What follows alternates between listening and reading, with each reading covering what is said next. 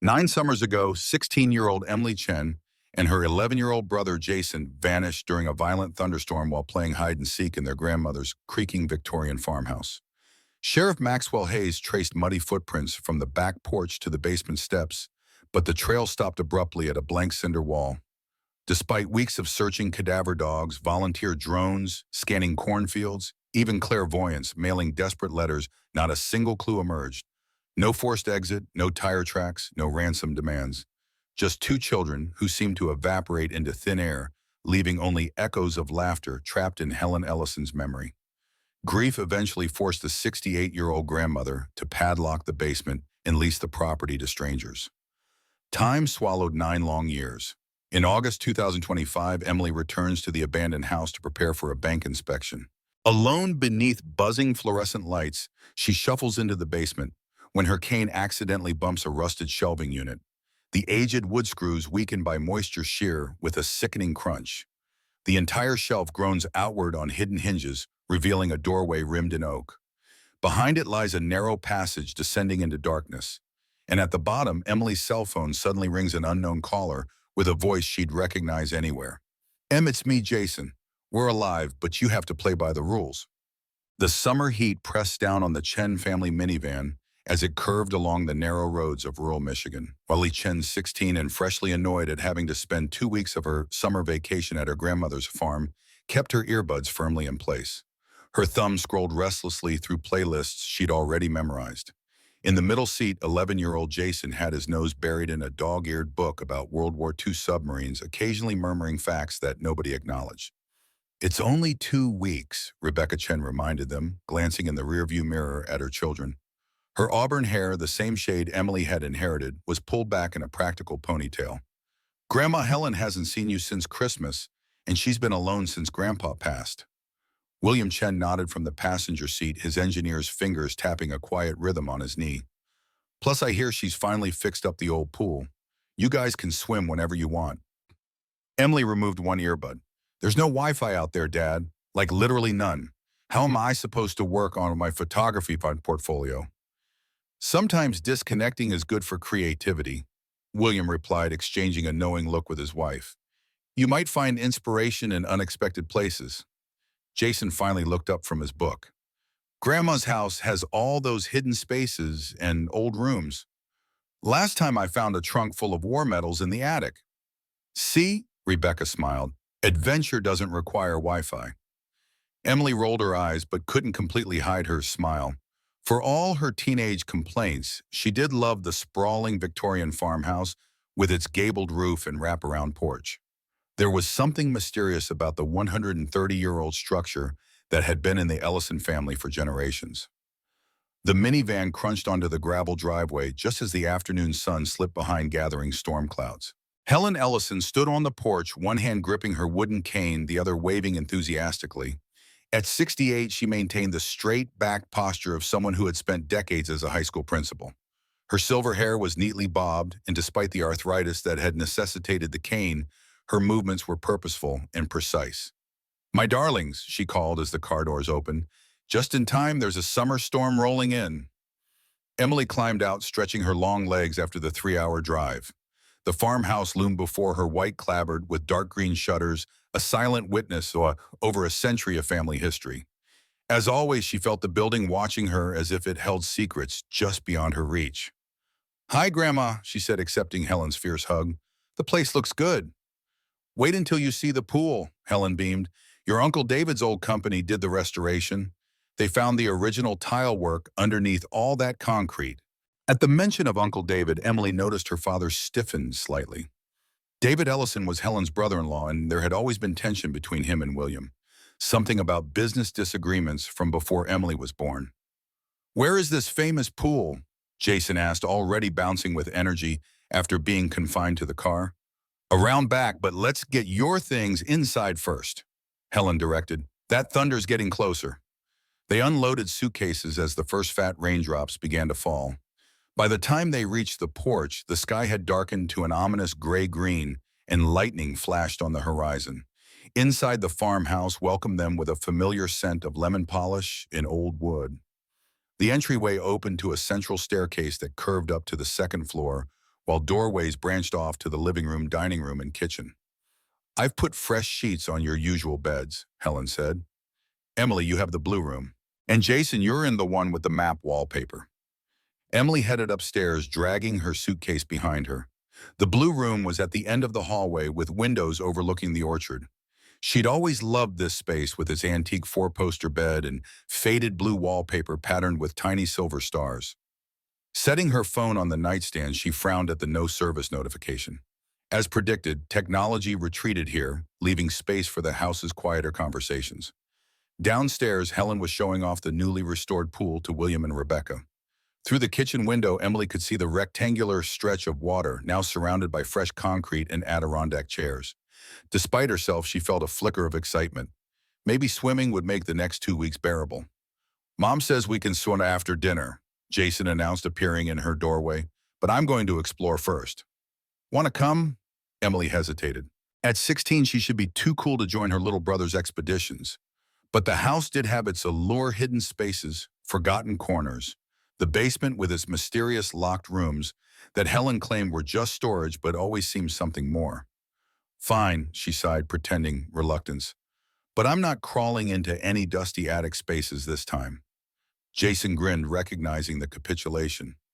"Deal. I want to check the old radio room in the basement first. Last Christmas I found a weird map in there, but we had to leave before I could really look at it." The radio room had been their grandfather's domain, a small concrete-walled space in the basement where he'd maintained his ham radio hobby until his death 3 years earlier. Helen had left it largely untouched, a shrine to her late husband's passion. "Grandma might not want us poking around down there," Emily cautioned. "She won't mind. She's busy catching up with Mom and Dad." Jason was already heading down the hallway. "Come on." Outside, thunder rumbled closer as the storm moved in. The old house creaked in response, as if communicating with the weather. Emily followed her brother down the central staircase, their footsteps muffled by the worn carpet runner.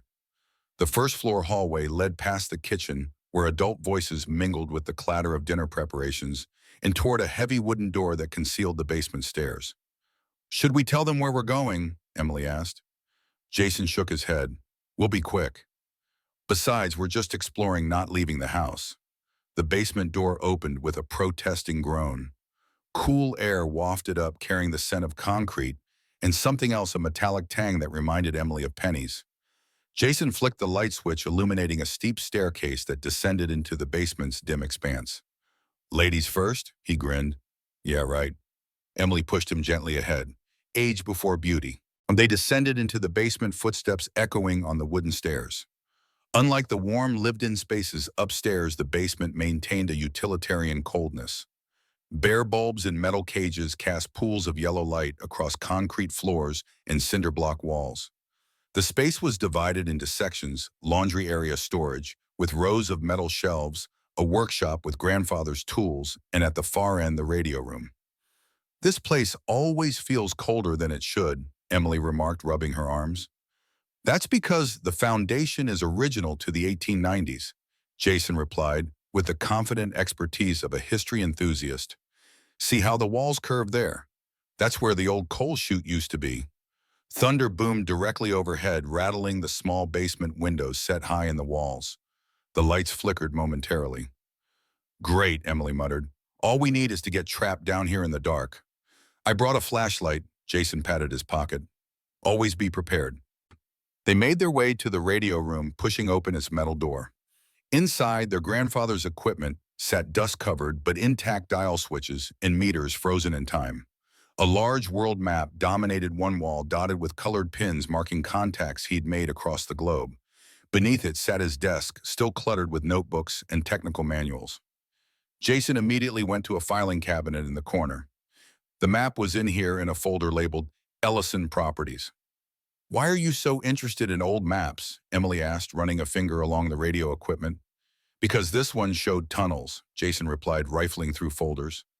"Like underneath this house and connecting to other buildings. I think Grandpa was mapping something secret." Emily raised an eyebrow. "Tunnels, come on, Jay. That's straight out of your mystery books." "I'm serious. It showed passages that aren't on any of the house blueprints." He pulled out a yellowed folder. "Here it is." Before he could open it, a tremendous crack of thunder shook the house. The lights went out, completely plunging them into absolute darkness. "Jason," Emily called, sudden fear tightening her throat. "I'm here." His voice came from nearby, followed by the click and beam of his flashlight. "Power's out." The flashlight created more shadows than illumination, transforming the familiar radio room into something alien. Rain now pounded against the small windows, a constant drumming that seemed to isolate them further from the world above. "We should go back upstairs," Emily suggested. "Wait, look at this first." Jason spread the map on the desk, holding the flashlight above it. Emily leaned in curiosity, overcoming her unease. The map showed their grandmother's property, but with strange additions, dotted lines marking underground passages that seemed to originate from the basement. One line led toward the orchard, another toward the old barn, and a third toward the property line. "See," Jason whispered excitedly, "tunnels. I bet they were used during Prohibition or something." "Or it's just some theoretical project Grandpa never finished," Emily countered, though she wasn't convinced by her own explanation. The map was too detailed, with measurements and notations in their grandfather's precise handwriting. A door slammed somewhere in the basement, making them both jump. "Kid," Helen's voice called from the stairwell, "are you down here? The power's out and dinner's on hold." "In the radio room, Grandma," Jason called back hastily, folding the map and stuffing it into his pocket. Helen appeared in the doorway, her own flashlight casting long shadows. "There you are. I thought I might find you in Edward's old domain." She smiled, but her eyes lingered on the filing cabinet Jason had been exploring. "Find anything interesting?" "Just looking at Grandpa's radio stuff," Jason replied a little too quickly. Helen nodded slowly. "We'll come upstairs. Your parents and I are setting up candles in the dining room, and we're having sandwiches instead of the roast I planned." As they followed their grandmother back through the basement, Emily noticed how the flashlight beams skimmed across the cinder block walls, revealing patches of different textures. Newer blocks mixed with older ones, sections that seemed to have been repaired or replaced over the years. "Has anyone ever found tunnels under the house, Grandma?" Jason asked suddenly. Helen's step faltered for just a moment. "Tunnels? What an imagination you have. This house has a standard foundation and basement. No secret passageways, I'm afraid." "But what about," Jason had began. Emily cut him off with a warning look. Something in their grandmother's tone suggested this wasn't a topic to pursue. Upstairs, the storm had transformed the house into a landscape of shadows and candlelight. Rebecca and William had set up an impromptu picnic in the living room, spreading blankets on the floor and arranging sandwiches, chips, and drinks. "Adventure already, huh?" William smiled as they entered. "Power might be out till morning, according to the radio." "Can we play hide and seek after dinner?" Jason asked seamlessly, shifting gears. "The house is perfect for it right now." "In the dark," Rebecca looked concerned. "We all have flashlights," Jason argued, "and we know this house well enough. Please." "I suppose that would be all right," Helen conceded, "as long as we establish some boundaries." Emily expected her parents to object, but instead William nodded. "Sounds fun. Actually, I haven't played hide and seek in years." "I'll count first," Jason volunteered eagerly. "Up to 100. "Ground rules," Helen raised a finger. "No hiding outside, no attic, and the basement is off limits." Jason's face fell slightly at the basement restriction, but he nodded. "Deal." They ate by candlelight, the storm continuing its assault outside. Emily found herself enjoying the atmosphere despite the power outage. There was something cozy about huddling together while nature raged beyond the windows. After dinner, they cleared away the picnic and prepared for the game. "I'll count in the living room," Jason announced. "Everyone gets 30 seconds to hide after I reach 100. Then I'm coming to find you." "Remember, no basement," Helen reminded him, looking directly into his eyes. "I know, Grandma." Jason positioned himself in the corner of the living room facing the wall. "Ready, 1, 2, 3. The others scattered flashlights, bobbing as they sought hiding places. Emily hesitated, then headed for the second floor. The blue room had a window seat with a hidden storage space beneath, not particularly original but effective. She slipped inside, pulling the cushion down to cover the opening, leaving just enough space to breathe comfortably. From downstairs, she could hear Jason's counting growing louder as he approached 100. 98, 99, 100. "Ready or not, here I come." The house fell silent except for the storm and Jason's deliberate footsteps as he began his search. Emily regulated her breathing, amused at how the childhood game still triggered genuine excitement. She heard Jason moving methodically through the first floor, opening closets and checking behind furniture. Minutes passed. The footsteps moved upstairs, getting closer to her room. Then unexpectedly, they descended again. She heard muffled voices, Jason talking to someone, perhaps their father, after finding him. More footsteps, more searching. Time stretched on. Emily began to feel cramped in the window seat. Surely everyone must have been found by now. She was considering revealing herself when she heard rapid footsteps approaching her room. The bedroom door burst open. Emily! It was her mother's voice, tight with concern. Emily pushed open this window seat. You found me? Rebecca's face was pale in the flashlight beam. Emily, have you seen Jason or your grandmother? No, I've been hiding. Isn't Jason still seeking? We can't find him, Rebecca said, her voice cracking slightly. Or Helen. Your dad is checking outside even though they were supposed to stay in the house. A chill that had nothing to do with the basement's coolness ran through Emily. Did you check the radio room? Jason was really interested in something he found there earlier. William checked the entire basement. There's no sign of them. Rebecca's flashlight trembled in her hand. We've looked everywhere. It's like they vanished. Emily followed her mother downstairs where William had just returned from checking the porch, an immediate yard rain dripping from his jacket. Nothing, he reported. In this weather, they couldn't have gone far. Maybe they're playing a joke on us, Emily suggested, but the words sounded hollow even to her. They searched the house again, systematically checking every room, closet, impossible hiding place. They called Jason and Helen's names until their voices grew hoarse. Outside, the storm continued, unabated lightning, periodically illuminating the empty rooms in stark, white flashes. The basement again. William decided, heading for the door. We must have missed something. This time, Emily joined her parents in descending the basement stairs. Their flashlight beams cut through the darkness, revealing the familiar laundry area, storage shelves, and workshop. The radio room door stood open exactly as they'd left it earlier. Look, William suddenly said, directing his flashlight toward the floor near the back wall. Muddy footprints traced a path across the concrete, small prints that could only belong to Jason, alongside the distinctive pattern left by Helen's cane. They led to the cinder block wall at the far end of the basement, then simply stopped. That's impossible, Rebecca whispered. Where could they have gone? William ran his hands over the cinder blocks where the footprints ended. This is solid. There's no door, no opening. Emily remembered the map Jason had shown her, the dotted lines indicating passages beneath the house. Could there actually be tunnels? And if so, how did you access them? Mom, Dad, she began hesitantly.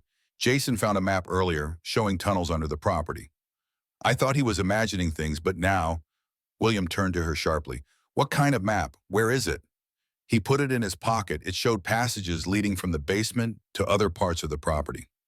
William examined the wall again with renewed intensity, feeling along the joints between blocks, tapping for hollow sounds. Nothing. This is solid masonry. We need to call for help, Rebecca decided. This isn't a game anymore. They tried the landline, but the storm had knocked out phone service along with the power. Cell phones still showed no signal. William decided to drive to the nearest neighbor 2 miles down the road to call the sheriff. Stay here with Emily, he told Rebecca, in case they come back. Be careful. Rebecca clutched his arm. The roads will be flooded. After William left, Emily and her mother continued searching, moving furniture, checking spaces they had already examined multiple times. The house seemed to mock their efforts, its old bones creaking in the wind, as if laughing at some private joke. Hours later, headlights cut through the rain-streaked windows. William had returned with Sheriff Maxwell Hayes and 2 deputies. Hayes was a barrel-chested man with a weathered face and eyes that had seen too much tragedy in his rural jurisdiction. Tell me exactly what happened, he directed, standing in the living room with his rain-slicked uniform dripping onto the hardwood floor. They recounted the evening's events, the power outage, the hide-and-seek game, the mysterious disappearance. Emily described the map Jason had found watching as the sheriff's expression shifted from professional concern to something deeper. Show me these footprints, he requested. In the basement, Sheriff Hayes examined the muddy tracks with methodical attention, photographing them from multiple angles. His deputies spread out, checking the walls with more sophisticated tools than William had available. Nothing, one deputy reported. Ground-penetrating radar shows solid earth behind these blocks. That's impossible, Emily insisted. They were just here and now they're gone. People don't just vanish. Sheriff Hayes placed a gentle hand on her shoulder. We're going to find them, Miss Chen. But I need to ask, has your grandmother ever shown signs of confusion? Any unusual behavior? She's perfectly lucid, Rebecca answered sharply. She was a school principal until 5 years ago. Hayes nodded. And your brother, any history of running away? Problems at home or school? Absolutely not. William's voice was tight with controlled anger. Jason is a happy, well-adjusted kid who was excited to visit his grandmother. And these footprints show they were both here in this basement, and then he gestured helplessly at the wall. The sheriff sighed. I'm calling in additional resources. We'll have search dogs here at First Light, and I'm requesting assistance from neighboring counties. If they're somewhere on this property, we'll find them. But they didn't. Days turned into weeks. The search expanded from the house to the entire 200-acre property. Cadaver dogs sniffed every inch of ground. Volunteer drones scanned cornfields and woodlots. Divers checked the pond at the back of the property. The county brought in structural engineers who examined the foundation and determined there were no hidden spaces or tunnels. Sheriff Hayes maintained a command post in Helen's living room coordinates for search sectors marked on maps spread across her dining table. As July turned to August, the number of volunteers dwindled. The case featured briefly on regional news, then faded as other stories took precedence. Emily watched her parents age before her eyes. Rebecca took a leave of absence from the hospital where she worked as a trauma nurse. William grew silent, spending hours in the basement, staring at the wall where the footprints had ended, now preserved under evidence tape. I don't understand, he would mutter. They couldn't just disappear. Emily found herself returning to the radio room, searching through her grandfather's files for the map Jason had mentioned, but it was nowhere to be found. Had Jason truly taken it with him, or had someone removed it afterward?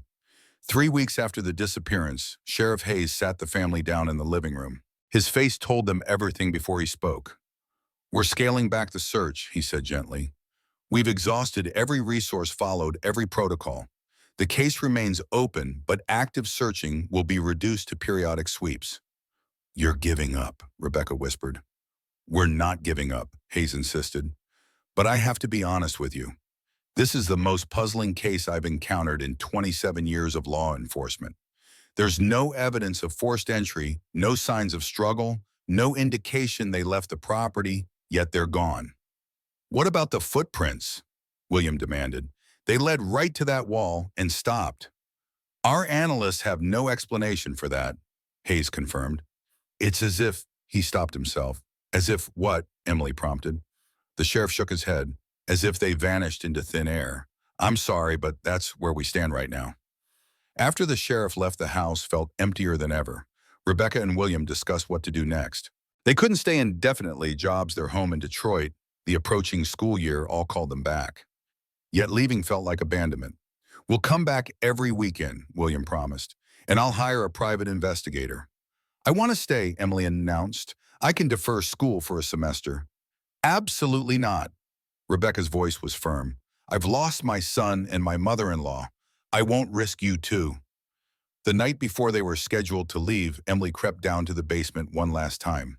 The evidence tape had been removed, the footprints documented and released from the crime scene. She stood where Jason and Helen had apparently vanished, pressing her hands against the cold cinder blocks. Where are you? She whispered. How did you just disappear? Only the house's settling creaks answered her. The years that followed blurred together for Emily. Her parents maintained the farmhouse but couldn't bear to live in it.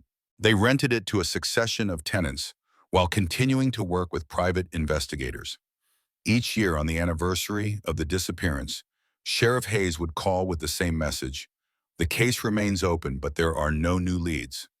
Emily graduated high school, then college, with a degree in computer science, specializing in security systems, a choice influenced by her obsession with finding a technological explanation for what happened that night. She learned about hidden rooms, false walls, remote surveillance. She studied architectural anomalies and historical hiding places. Nothing provided answers. Helen's house passed through several tenants, none staying longer than a year.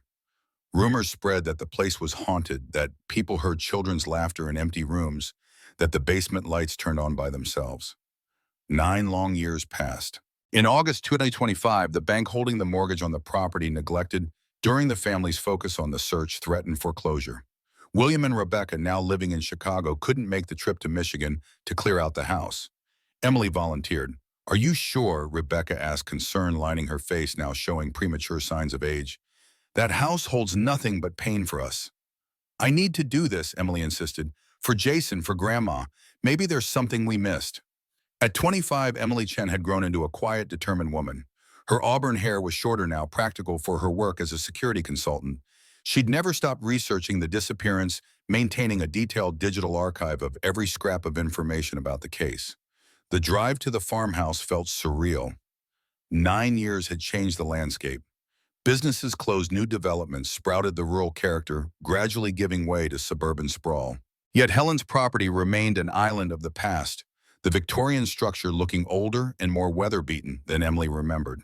The current tenants had moved out weeks earlier, leaving behind the usual detritus of hasty departures, forgotten furniture, trash bags, children's toys. Emily parked in the overgrown driveway, feeling the weight of memories as she climbed the porch steps.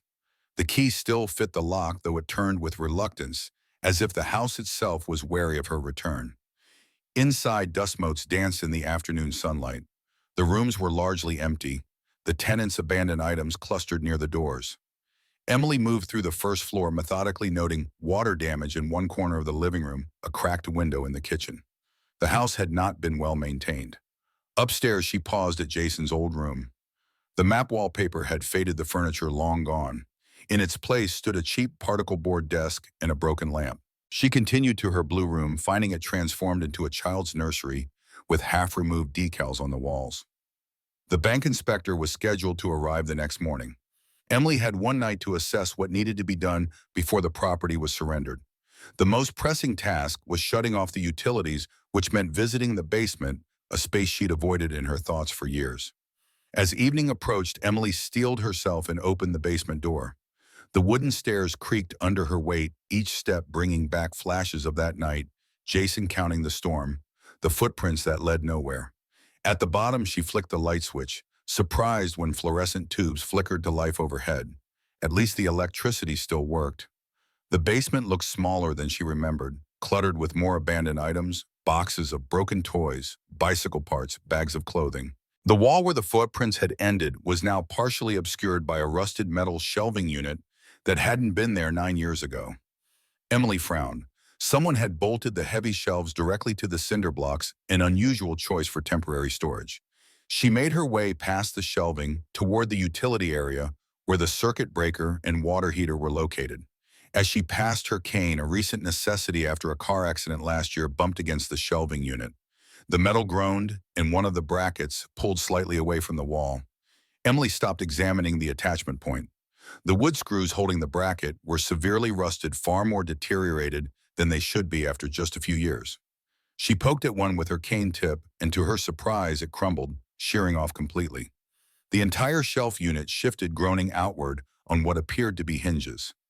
Emily's heart thundered in her chest. With trembling hands, she pulled at the edge of the shelving unit. It swung further outward, revealing what had been hidden behind it, a doorway set into the cinder block wall. Its oak frame dusty but unmistakable. Atop the lintel, a tarnished brass plate read, "Ellison & Son, 1894 Private Storage."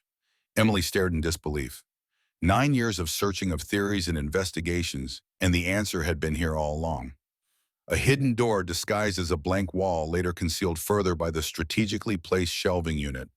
Beyond the doorway, a narrow passage descended into darkness, stone steps disappearing around a bend. From somewhere below, a faint amber light flickered as if a lantern had been left burning. Emily reached for her phone to call Sheriff Hayes, her fingers shaking so badly she could barely navigate to his contact. The call connected, but as soon as she spoke his name, it dissolved into static. She pulled the phone away, seeing no service flash across the screen. The concrete walls must be blocking the signal. She tried again with the same result, then turned back toward the stairs, intending to go outside where reception might be better. But as she turned, the shelving door suddenly swung shut with a decisive click, the latch engaging from the inside. Emily froze, heart pounding in her throat. From the stairwell beyond the door came a sound that stopped her breath entirely, a child's voice soft but unmistakable, counting in the familiar cadence of hide and seek. 98, 99, 100. Ready or not, here I come. Jason's voice unchanged after 9 years. Emily's shaky flashlight beam crawled down the narrow stairwell, revealing century-old cut stone walls that exhaled damp air, tasting of iron and motor oil. Halfway down, she found a frayed extension cord, snaking from somewhere deeper, its orange jacket crusted with dust, yet still warm to the touch. The countdown she'd sworn she heard was gone, now replaced by the steady tick of a pull-chain clock mounted near the stairs end. Its hands were frozen at 7:14 p.m., the exact minute Sheriff Hayes had logged Jason and Helen missing 9 years earlier. Despite every instinct screaming for her to turn back, Emily descended the stairs. At the bottom, the passage leveled into a long chamber lined with wooden racks holding identical metal trunks, each stenciled ATC toolkit and secured with modern combination locks. On the nearest trunk, a yellow post-it note curled at the edges. The handwriting was unmistakable, her Uncle David's looping script, though he had died 2 years before Jason and Helen vanished. The note read, "Call this number before opening 517-555-1399. Emily's phone suddenly buzzed to life in her hand. 1 bar of service. An incoming call from that exact number. Her thumb hovered over the accept button as knocks echoed from above, deliberate coded like a signal she should recognize. The screen flashed with a text message. Answer if you want to see them again. Emily's trembling thumb accepted the call. Before she could speak, a voice filtered through, layered with distortion, yet unmistakably Jason's. Deeper now, steadier tinged with urgency. Don't panic. You've opened the first door. We're alive, but you must play by the rules now." Emily's shaky flashlight beam illuminated the stone steps as she descended deeper into the passage drawn forward by Jason's voice despite every instinct screaming to retreat. The air grew colder, carrying that strange metallic tang. She gripped her phone tightly, Jason's distorted voice still echoing in her ear. "Jason, is that really you?" Her voice bounced off the damp walls. "No more questions." His tone was clipped urgent. "Listen carefully. You have exactly 47 minutes before they realize the outer door has been breached. Behind the third trunk on the left is a maintenance panel. Enter the code 0522109.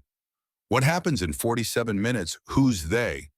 The security system, when the perimeter alert triggers, the tunnels will lock down automatically." A pause.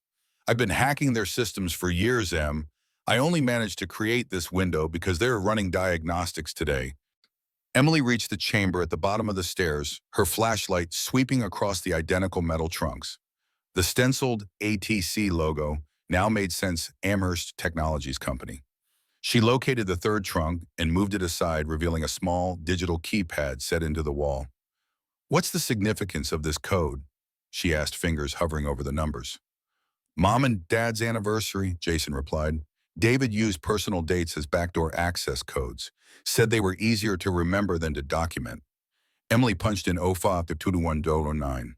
The panel beeped softly and a section of wall slid open with a pneumatic hiss, revealing a narrow maintenance tunnel, barely wide enough for a person.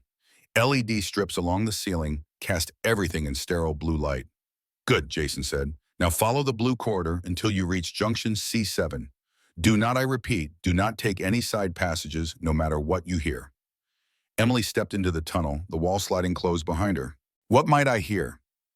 The signal distorted momentarily. "They keep others down here. Not everyone survived like we did." "Others?" Emily's breath caught. "How many people are imprisoned here?" At peak capacity, this facility held 14. Current population is 6, including Grandma and me. This was just one of their smaller nodes. Emily moved forward, keeping to the blue-lit main passage. "What is this place, Jason? What does Amherst Technologies do?" "Later," he replied. "You need to keep moving. You'll reach a security door in about 30 meters. When you do, use this bypass sequence." As Emily navigated the tunnel system following Jason's precise instructions, the truth gradually unfolded through their fragmented conversation. David Ellison hadn't merely been William's business rival, he'd been the founder of Amherst Technologies, a company that began with legitimate government research contracts before evolving into something darker. After Uncle David died, Jason explained as Emily worked to bypass another security panel, the board took control.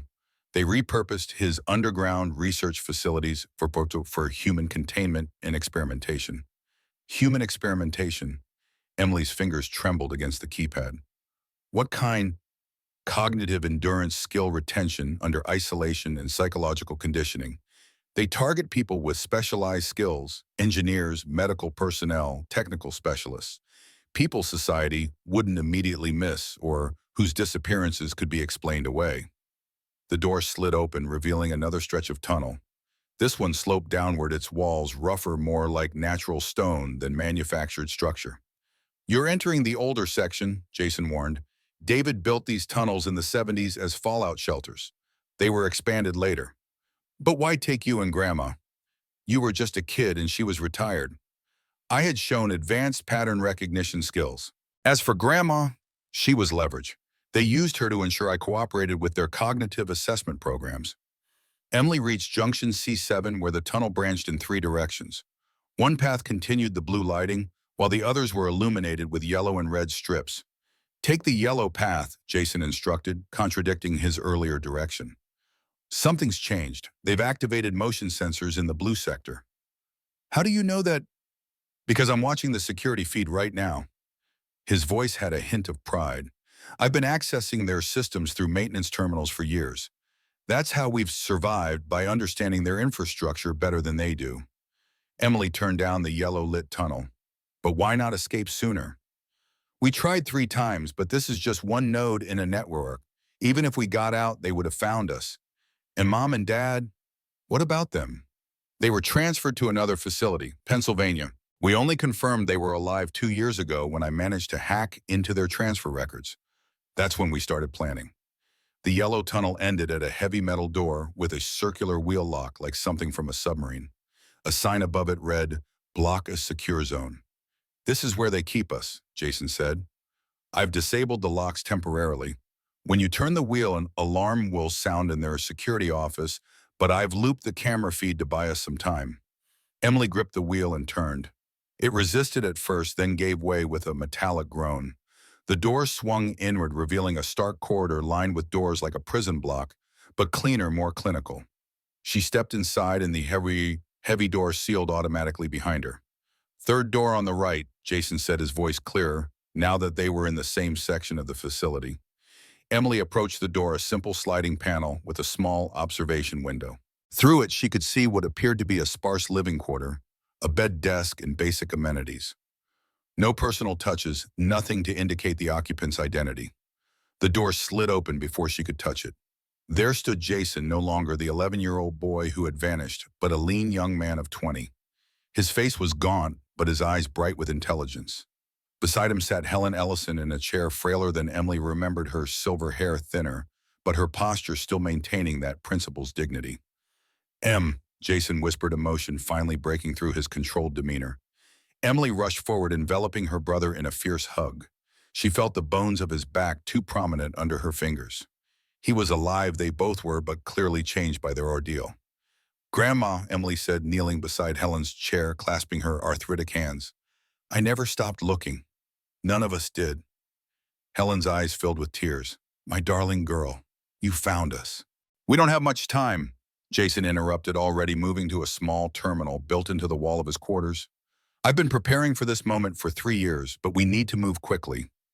He tapped commands into the terminal, bringing up what appeared to be a facility schematic, a sprawling network of tunnels and chambers extending far beyond what Emily had traversed.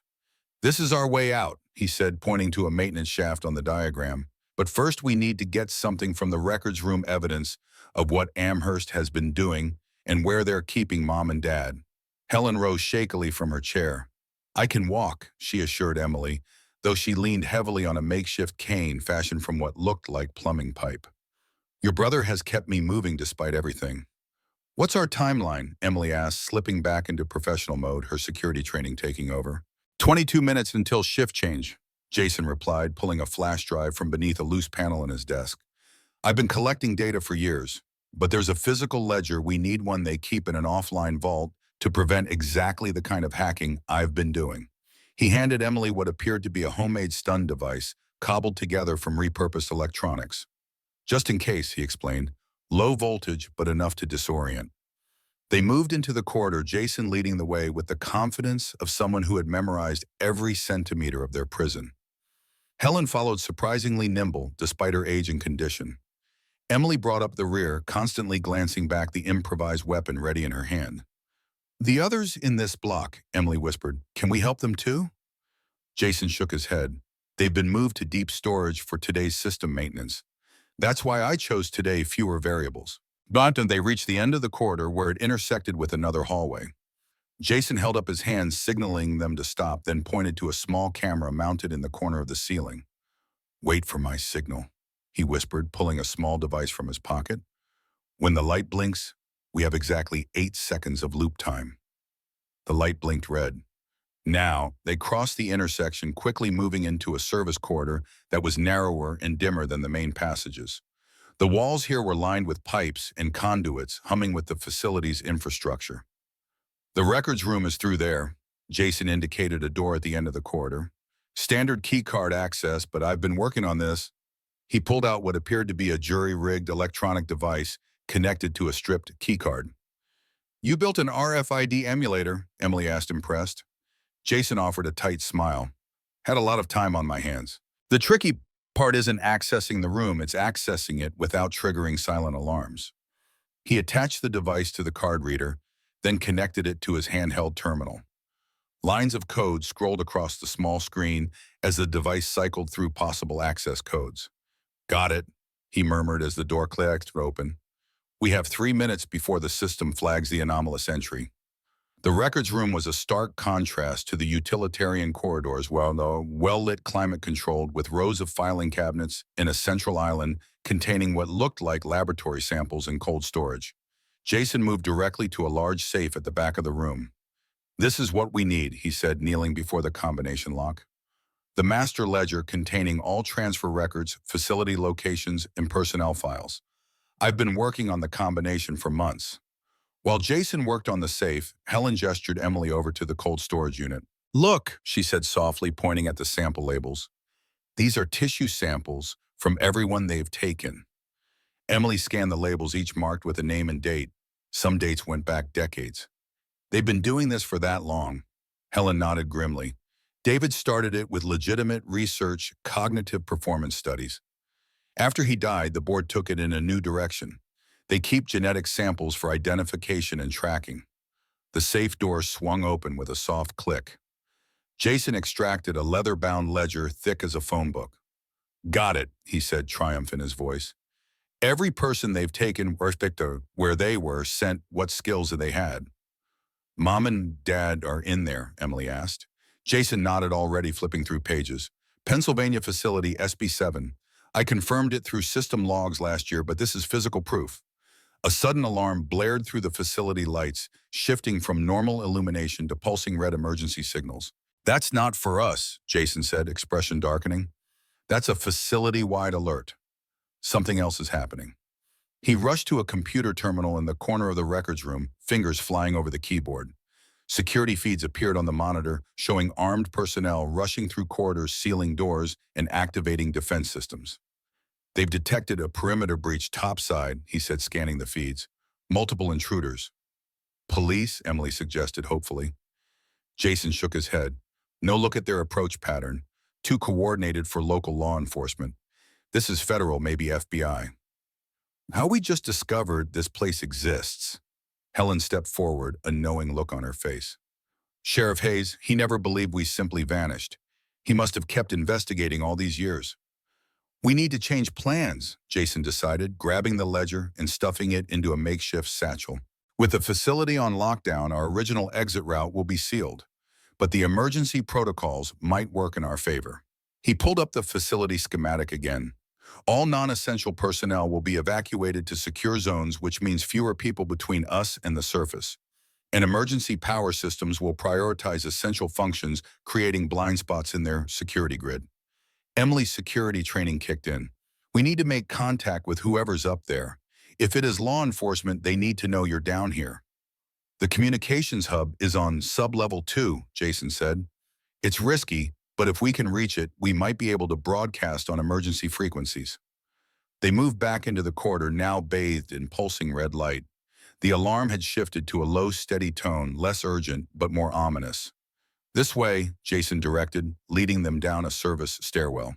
"The main elevators will be locked down, but the maintenance access should still function." As they descended, Emily noticed Jason constantly checking his homemade terminal, monitoring security movements through the facility. His familiarity with the systems was impressive evidence of years spent studying his prison from the inside. "How did you learn all this?" she asked during a brief pause at a landing. "Started with small things," he replied, eyes still on the screen. "Figuring out guard rotations, identifying blind spots, and surveillance. Then I found a maintenance terminal with limited system access. Built on that piece by piece." Helen smiled faintly. He was always a bright boy. They thought they could use that, but instead it became their vulnerability. They reached sub-level 2, a more industrial area with exposed pipes overhead and graded flooring. The communications hub was visible at the end of a long corridor, a glass-walled room filled with equipment currently unmanned due to the emergency protocols. "That's our target," Jason whispered.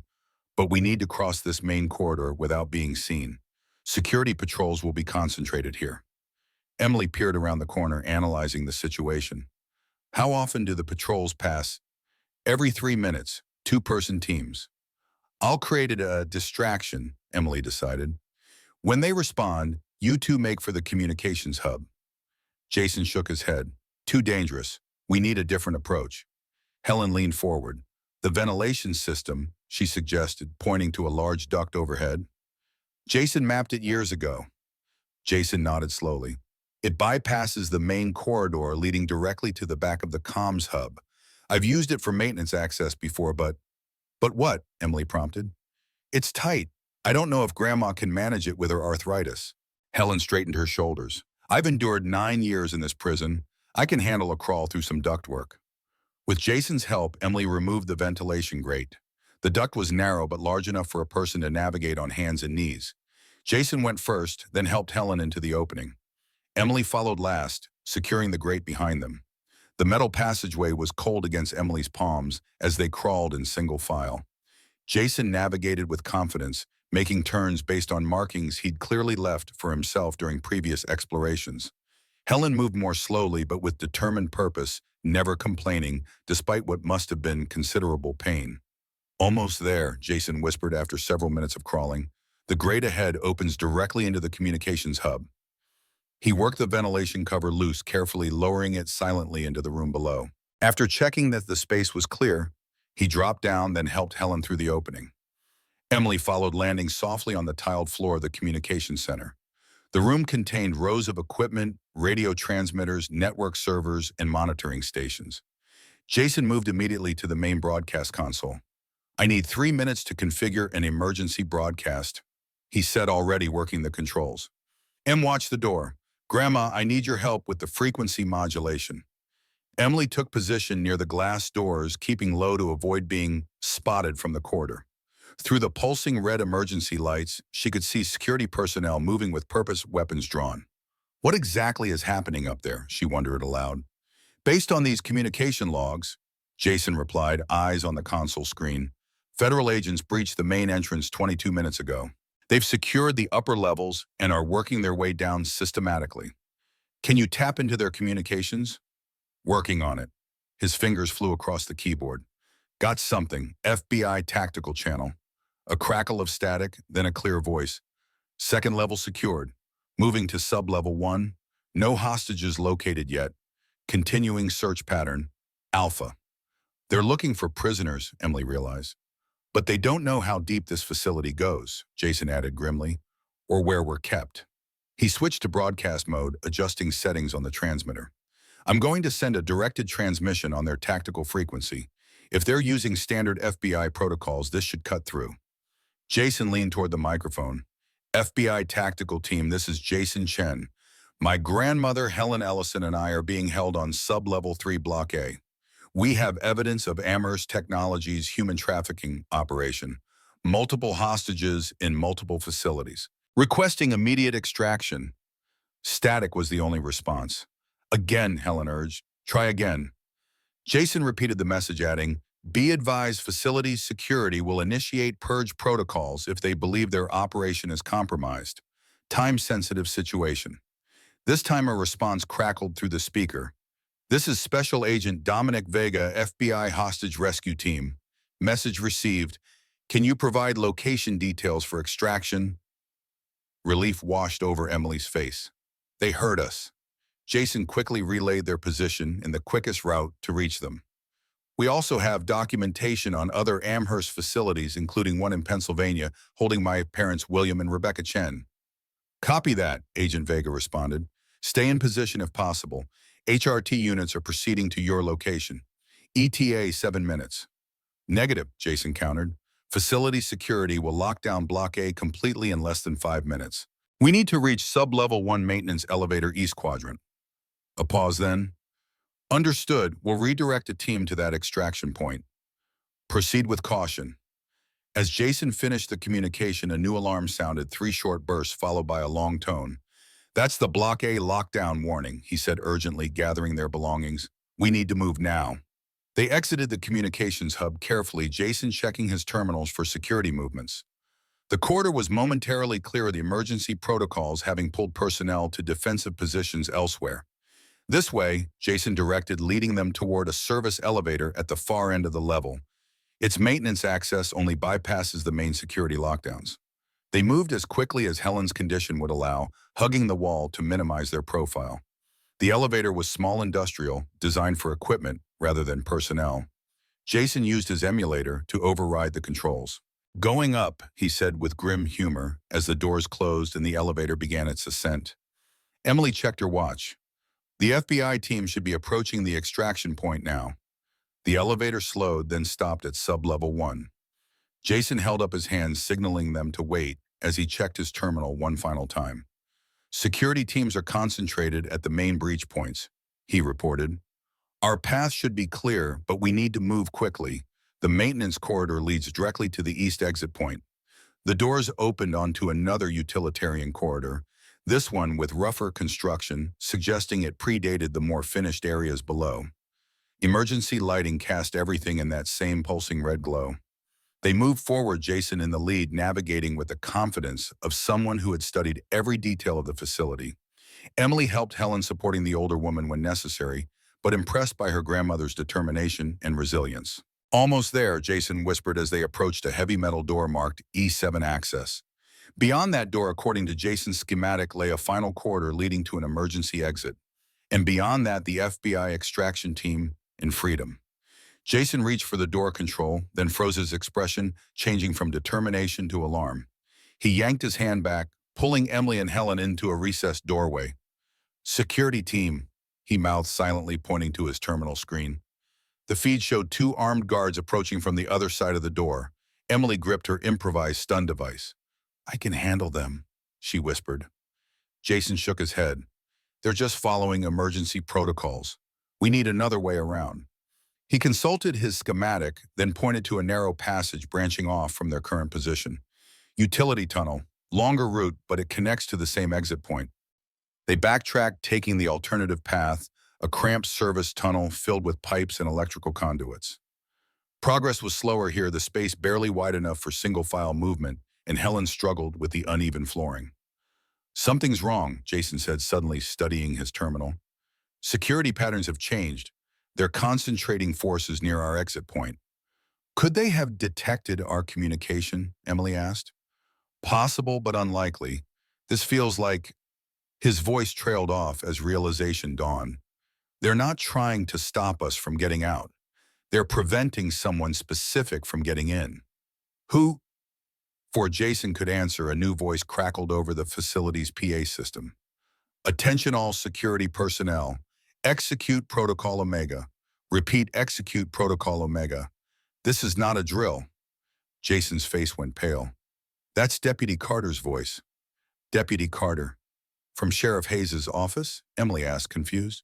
He's Amherst Security, Jason explained grimly. Has been for years. Protocol Omega is their scorched earth contingency. Destroy all evidence. Eliminate all subjects. Helen gripped Jason's arm. The other prisoners. They'll kill everyone, he confirmed, and themselves if necessary. Amherst values secrecy above all else. Emily's security training kicked in. We need to warn the FBI team. And we need to get to the Pennsylvania facility coordinates, Jason added, before they execute the same protocol there. They increased their pace, pushing through the discomfort. The utility tunnel eventually opened into a wider corridor that, according to Jason's schematic, led directly to their extraction point. Almost there, he encouraged as they rounded the final corner. The exit door was visible at the end of the corridor, a heavy steel barrier with emergency exit only, stenciled in faded yellow paint. But between them and a freedom stood Deputy Jake Carter, flanked by two armed security personnel. Carter was a tall man with a military bearing, his sheriff's department uniform replaced by tactical gear bearing the Amherst logo, a stylized A that Emily now realized resembled a butterfly in flight. His expression was cold professional. "The Chen family reunion," he said, voice echoing in the corridor.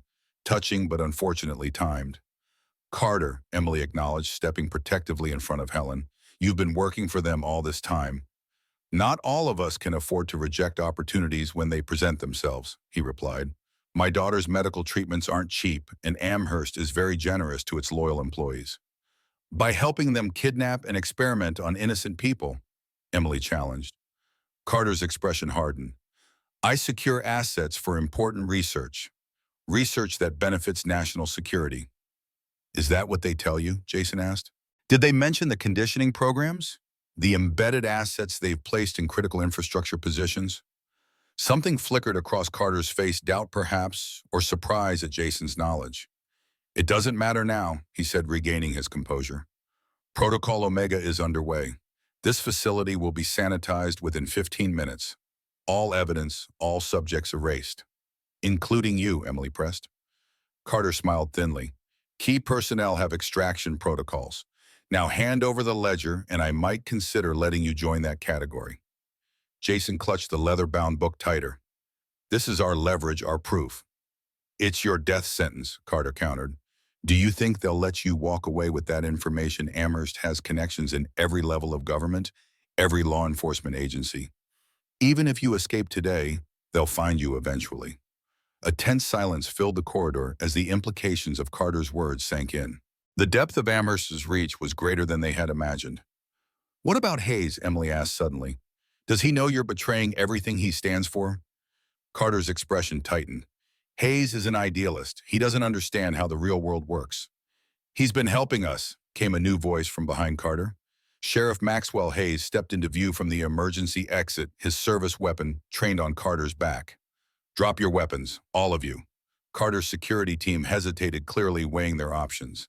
"I said drop them," Hayes' repeated, voice hard as stone. "FBI HRT units are right behind me. This facility is surrounded." Slowly, reluctantly, the security personnel lowered their weapons. Carter, however, maintained his posture. "You're making a mistake, Max," he said without turning. "You don't know what you're interfering with." "I know enough," Hayes replied. 9 years watching you help cover up the disappearance of a woman and child. 9 years of you blocking every new lead, every attempt to reopen the case." More figures appeared behind Hayes' tactical team members and FBI gear, weapons at the ready.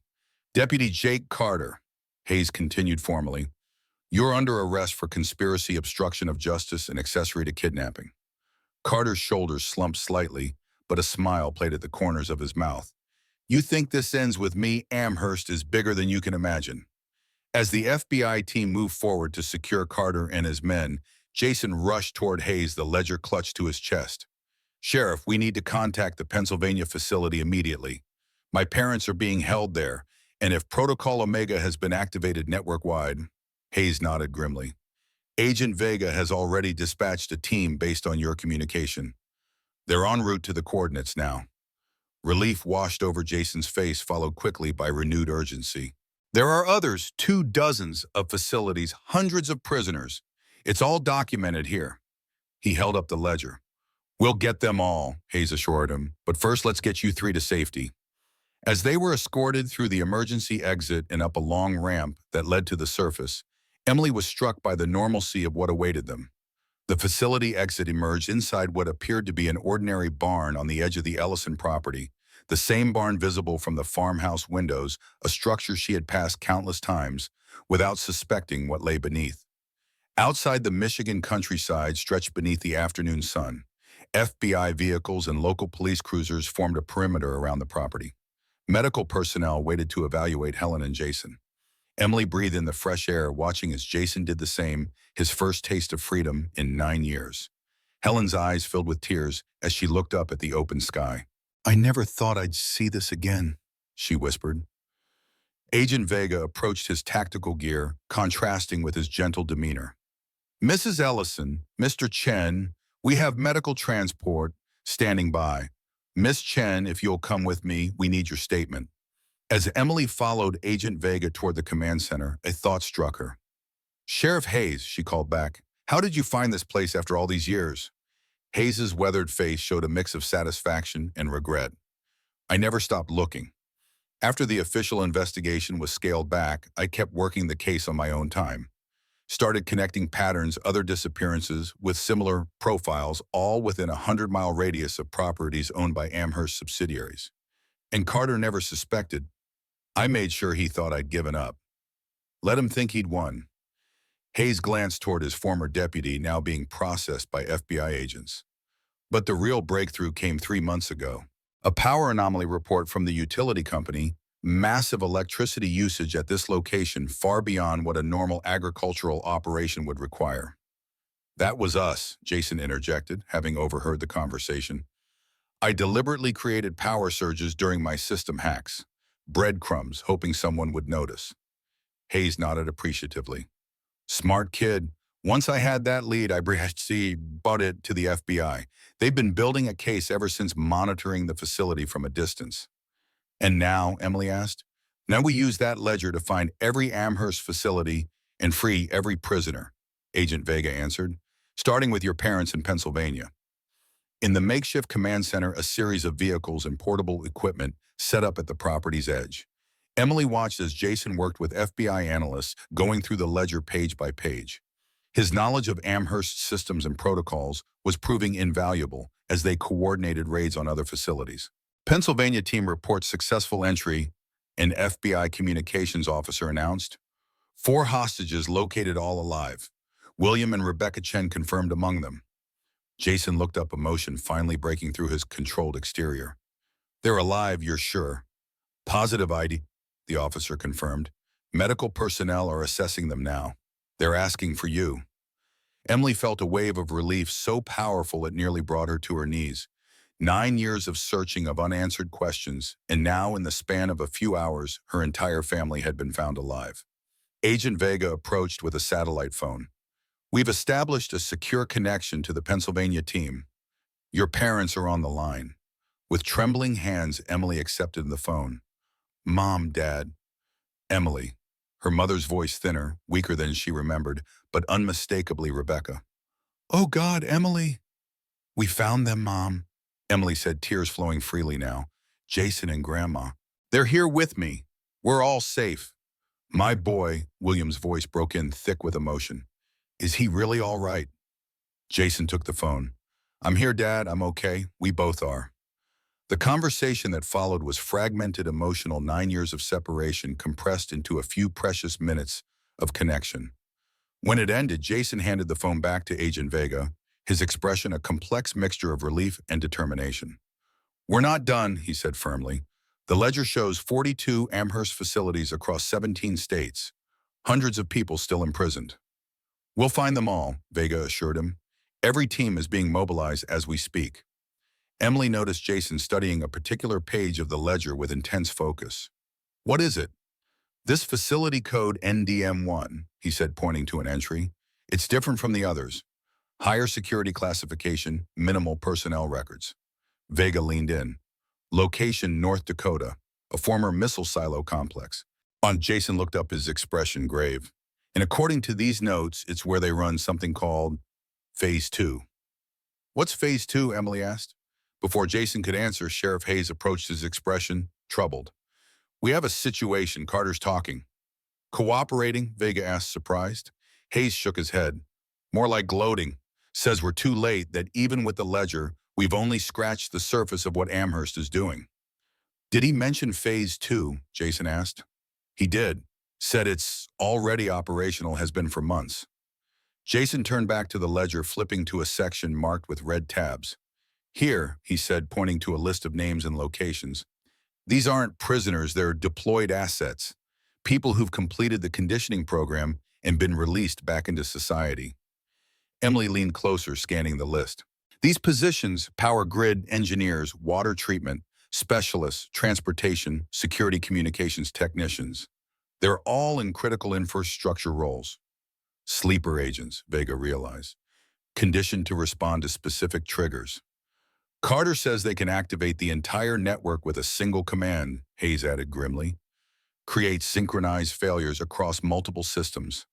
The implications were staggering, a hidden network of unwitting saboteurs positioned throughout the nation's critical infrastructure, ready to be activated at any moment. And the control center for this network, Vega asked. Jason pointed to the North Dakota entry. NDM-1. It has to be. Emily felt a chill run through her as the full scope of Amherst's operation became clear.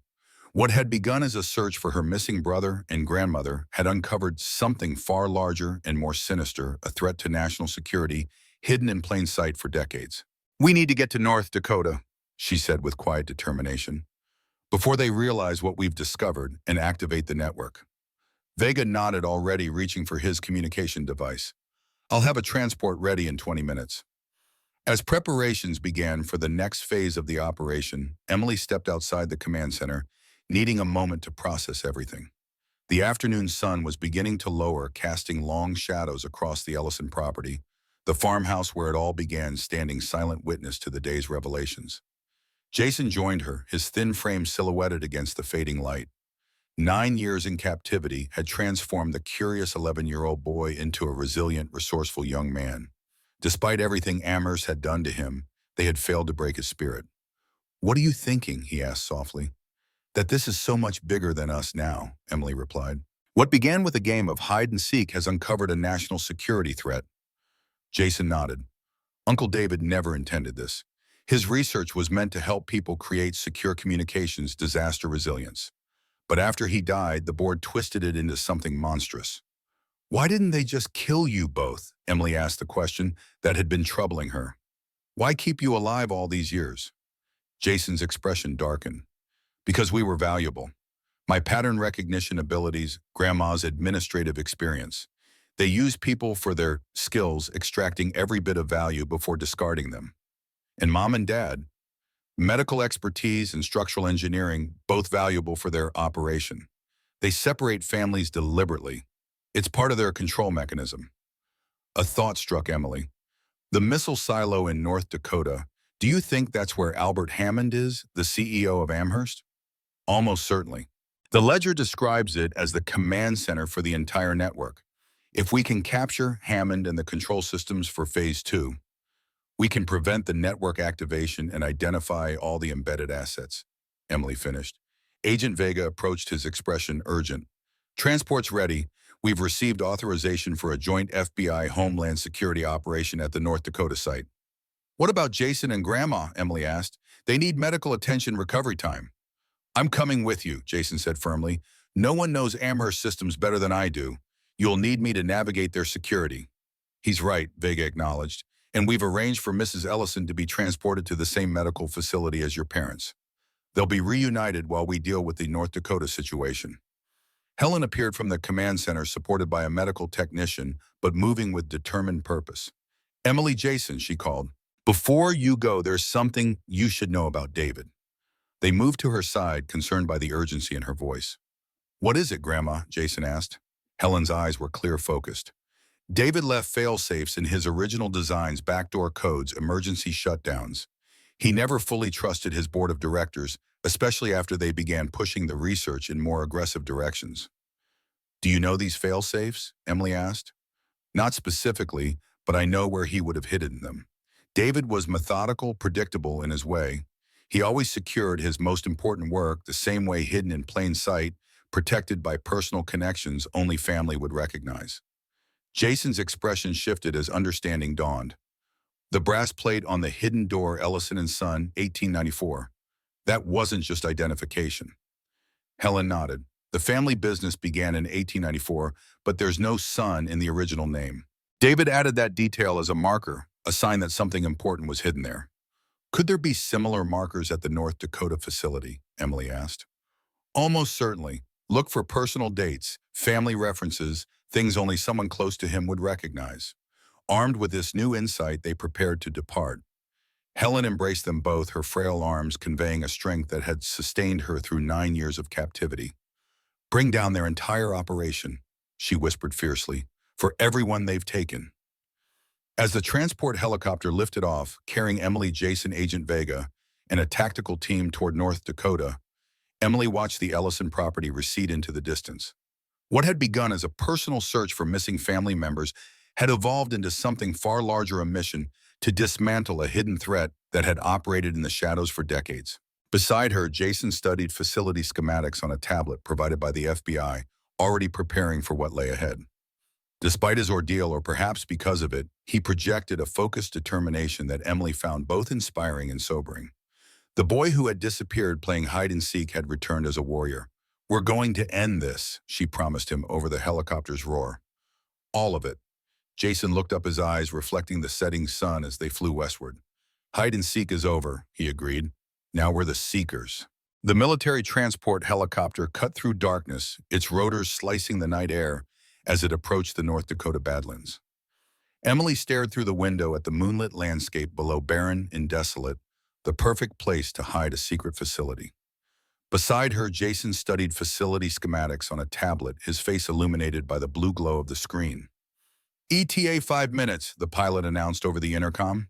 Agent Vega performed a final equipment check with his tactical team, 8 FBI specialists outfitted with advanced gear.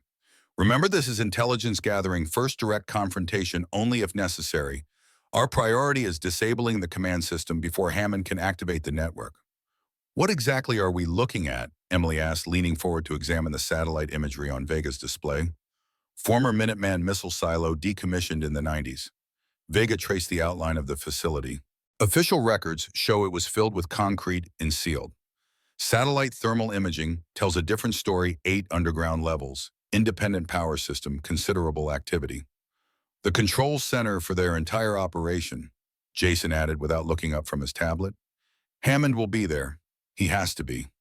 The helicopter banked sharply, descending toward a makeshift landing zone 2 miles from the target.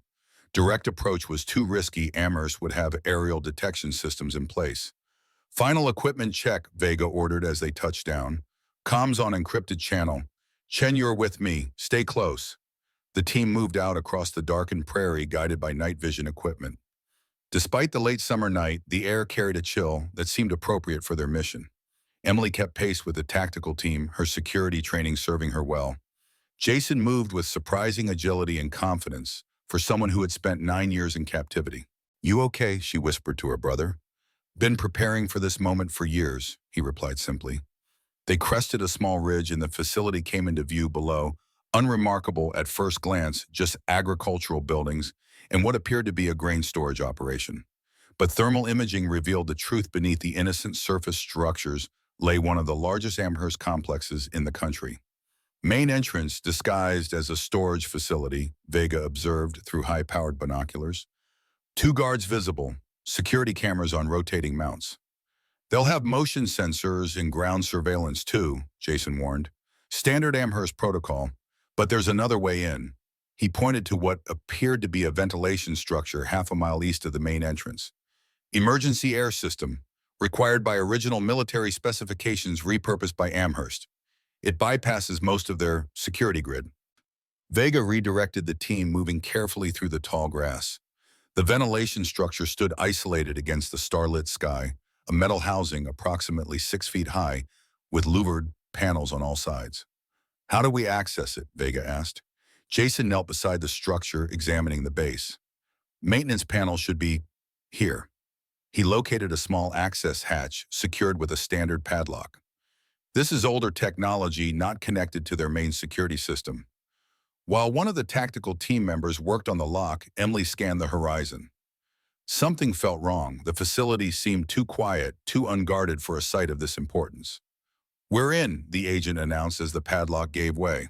The hatch opened to reveal a vertical shaft with metal rungs embedded in the concrete wall, descending into darkness. "I'll go first," Jason volunteered. "I know what to look for." Negative, Vega countered. Martinez and Jones lead then you with technical guidance only. The team descended single file into the shaft headlamps, illuminating their way. The concrete tube extended downward nearly 100 feet before opening into a horizontal maintenance tunnel, utilitarian and unfinished, clearly not meant for regular access. Which way? Vega whispered. Jason consulted his mental map. East, 300 meters to a junction, then south to access the main facility. They moved silently through the tunnel, weapons ready. Emily noticed Jason counting his steps, monitoring their progress with precise attention to detail, a habit developed during years of studying his prison from the inside. Junction ahead, he warned. The tunnel branched in 3 directions, each identical and unmarked. Jason pointed confidently to the right path. That one. It connects to sublevel 3, which should give us access to the central elevator shaft. As they proceeded down the chosen tunnel, Emily noticed subtle changes in the construction, newer materials, more finished surfaces. They were transitioning from the original military structure to Amherst's modifications. Stop, Jason hissed, suddenly raising his hand. The team froze. What is it? Vega whispered. Security scanner.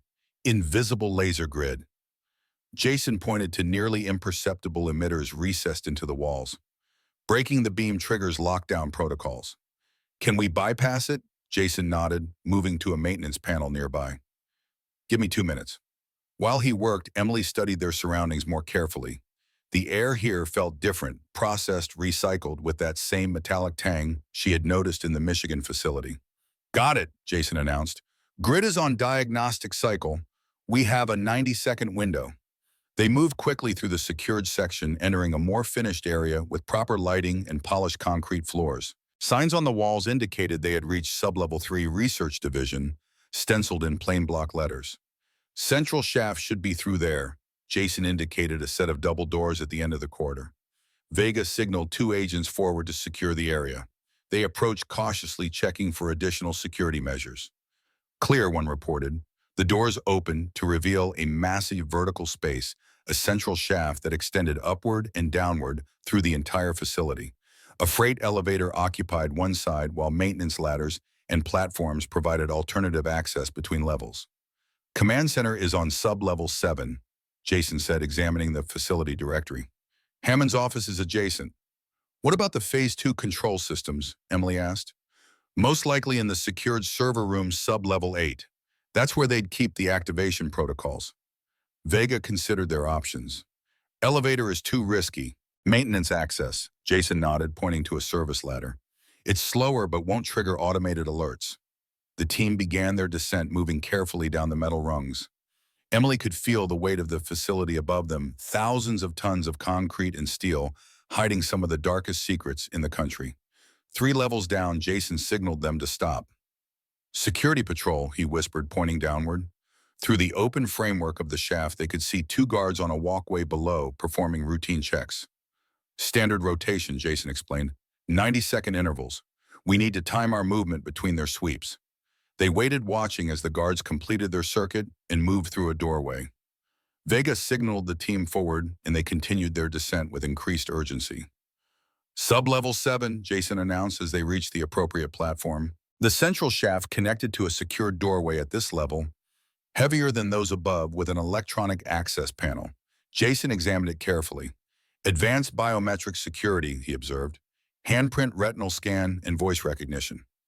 Can you bypass it? Vega asked. Not directly, but there's a maintenance override for emergency situations. Jason moved to a service panel nearby, prying it open to reveal a complex array of circuits. I need 5 minutes. While Jason worked, Emily and the tactical team secured their position alert for any sign of discovery. The facility remained oddly quiet, only the distant hum of ventilation systems and the occasional metallic ping of settling structures. Almost there, Jason muttered, fingers working delicately among the circuits. Just need to... Got it. The secured door emitted a soft click, the electronic lock disengaging. Jason closed the maintenance panel carefully, leaving no evidence of their tampering. Command center will be heavily staffed, he warned. We need a distraction. Vega nodded to 2 of his team members. Peterson Rodriguez created diversion on sub-level 5. Nothing destructive, just enough to draw attention upward. The agents disappeared back up the maintenance ladder while the rest of the team prepared to enter sublevel 7. Vega checked his watch. Give them 3 minutes to get in position. Those 3 minutes stretched endlessly. Emily found herself counting seconds, her pulse quickening as they approached the moment of action. Jason remained surprisingly calm, his expression focused rather than fearful. Now, Vega signaled as his watch reached the designated time. A moment later, alarms blared throughout the facility, but from above, not their position. The diversionary team had done their job. Movement, one of the agents reported, watching through the narrow window in the door. Security personnel responding to the alarm, heading for the elevators. Vega waited until the corridor cleared, then gave the signal to proceed. The team moved swiftly through the doorway into a sterile hallway, white walls, recessed lighting, unmarked doors at regular intervals. Command center 50 meters ahead, Jason directed, consulting the facility schematic in his memory. Hammond's office connected via private entrance on the south side. They advanced cautiously, checking each intersection before proceeding. The alarm had worked perfectly. The level was nearly deserted, most security personnel having responded to the apparent breach above. At the entrance to the command center, Vega held up his fist, signaling the team to halt. Through the glass panels in the doors, they could see a large room filled with monitoring stations and technical equipment. Unlike the corridor, the command center remained staffed, 3 technicians still at their posts despite the alarm, and a single security officer near the main console. "We need them away from the controls," Vega whispered. Jason studied the room layout. "Environmental systems," he suggested. "If we trigger a ventilation failure, protocols require them to evacuate until it's resolved." One of the technical specialists on Vega's team accessed a climate control panel in the corridor. Within moments, warning lights flashed in the command center, and an automated voice announced, "Environmental system failure. All personnel evacuate immediately." They watched as the technicians and security officer responded to the alert, moving quickly toward a secondary exit on the far side of the room. Once the space was clear, Vega's team moved in, securing the command center with practiced efficiency. "Hammond's office?" Vega asked, turning to Jason. "There." Jason pointed to an unmarked door on the south wall. "Private access." While 2 agents maintained position at the command center entrances, the rest of the team approached Hammond's office. The door was locked, a simple mechanical system rather than electronic, suggesting confidence that unauthorized personnel would never reach this far. One of the agents made quick work of the lock. Vega positioned himself at the entry point, weapon ready, then nodded to his team. In a coordinated movement, they pushed through the doorway into an empty office. The space was immaculate, desk clear of papers, computer powered down, no sign of recent occupation.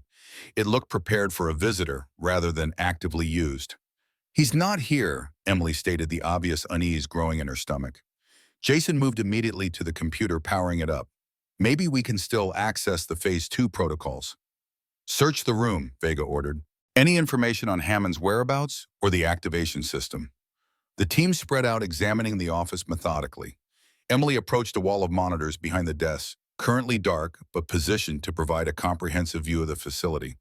"Look at this," one of the agents called, indicating a desk calendar. A single entry was marked for today's date: System Test, North Dakota.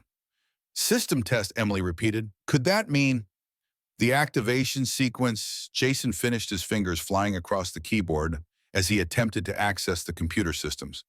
"He's running a trial of Phase 2. A sudden bang echoed through the command center as the main doors flew open. Agents shouted warnings, then gunfire erupted, short controlled bursts followed by the sound of bodies falling. "Contact," Vega snapped, positioning himself at the office doorway. "Hostiles in the command center." More gunfire, then silence. A calm voice called out, "Agent Vega, I know you're in there. Let's discuss this situation like professionals." Emily recognized the voice from news broadcasts and congressional testimony, Albert Hammond, CEO of Amherst Technologies. "Vega, you've conducted an unauthorized raid on a private research facility," Hammond continued. "That's going to be difficult to explain to your superiors, especially given your lack of proper warrants." Vega didn't respond, instead signaling his remaining team members to take defensive positions. "I have 12 armed security personnel with me," Hammond added conversationally. "Your 2 agents in the command center are already down. The rest of your team on sub-level 5 has been contained. Let's not add to the casualty count unnecessarily." Jason had abandoned the computer, moving silently to a side cabinet. He opened it carefully, revealing what appeared to be a hidden passage, an escape route from the office. "This leads to the server level," he whispered. "We can still reach the Phase 2 controls." Emily looked to Vega, who nodded grimly. "Go, we'll hold them here." "All of us should," Emily began. "That's an order," Vega cut her off. "Stop the activation. We'll create a diversion." The choice was agonizing but clear. Emily and Jason slipped into the hidden passage while Vega and his remaining team prepared to confront Hammond. The passage was narrow, descending via steep stairs to the level below. As the door closed behind them, they heard Vega's response to Hammond. "Federal agents, drop your weapons and surrender immediately." More gunfire erupted above as they hurried downward. "They're sacrificing themselves," Emily said, her voice tight. "To give us time," Jason replied. "We need to make it count." The passage ended at another hidden door, this one opening into a service corridor on sublevel 8. The server room would be nearby the heart of Amherst's operation, where the Phase 2 activation protocols were controlled. They moved quickly but cautiously through the corridor, aware that security would be converging on their position soon.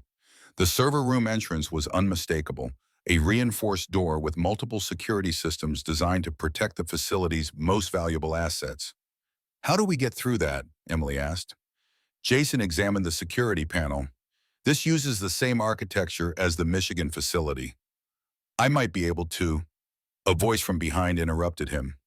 "You won't be accessing that system, Jason." They spun around to find Sheriff Maxwell Hayes standing in the corridor, service weapon drawn and aimed squarely at them. "Hayes," Emily's voice reflected her confusion. "How did you get here before you—" Hayes finished, his weathered face impassive. "I've had access to this facility for years." Understanding dawned with sickening clarity. "You're working with them," Emily said. "All this time?" Hayes shook his head slightly.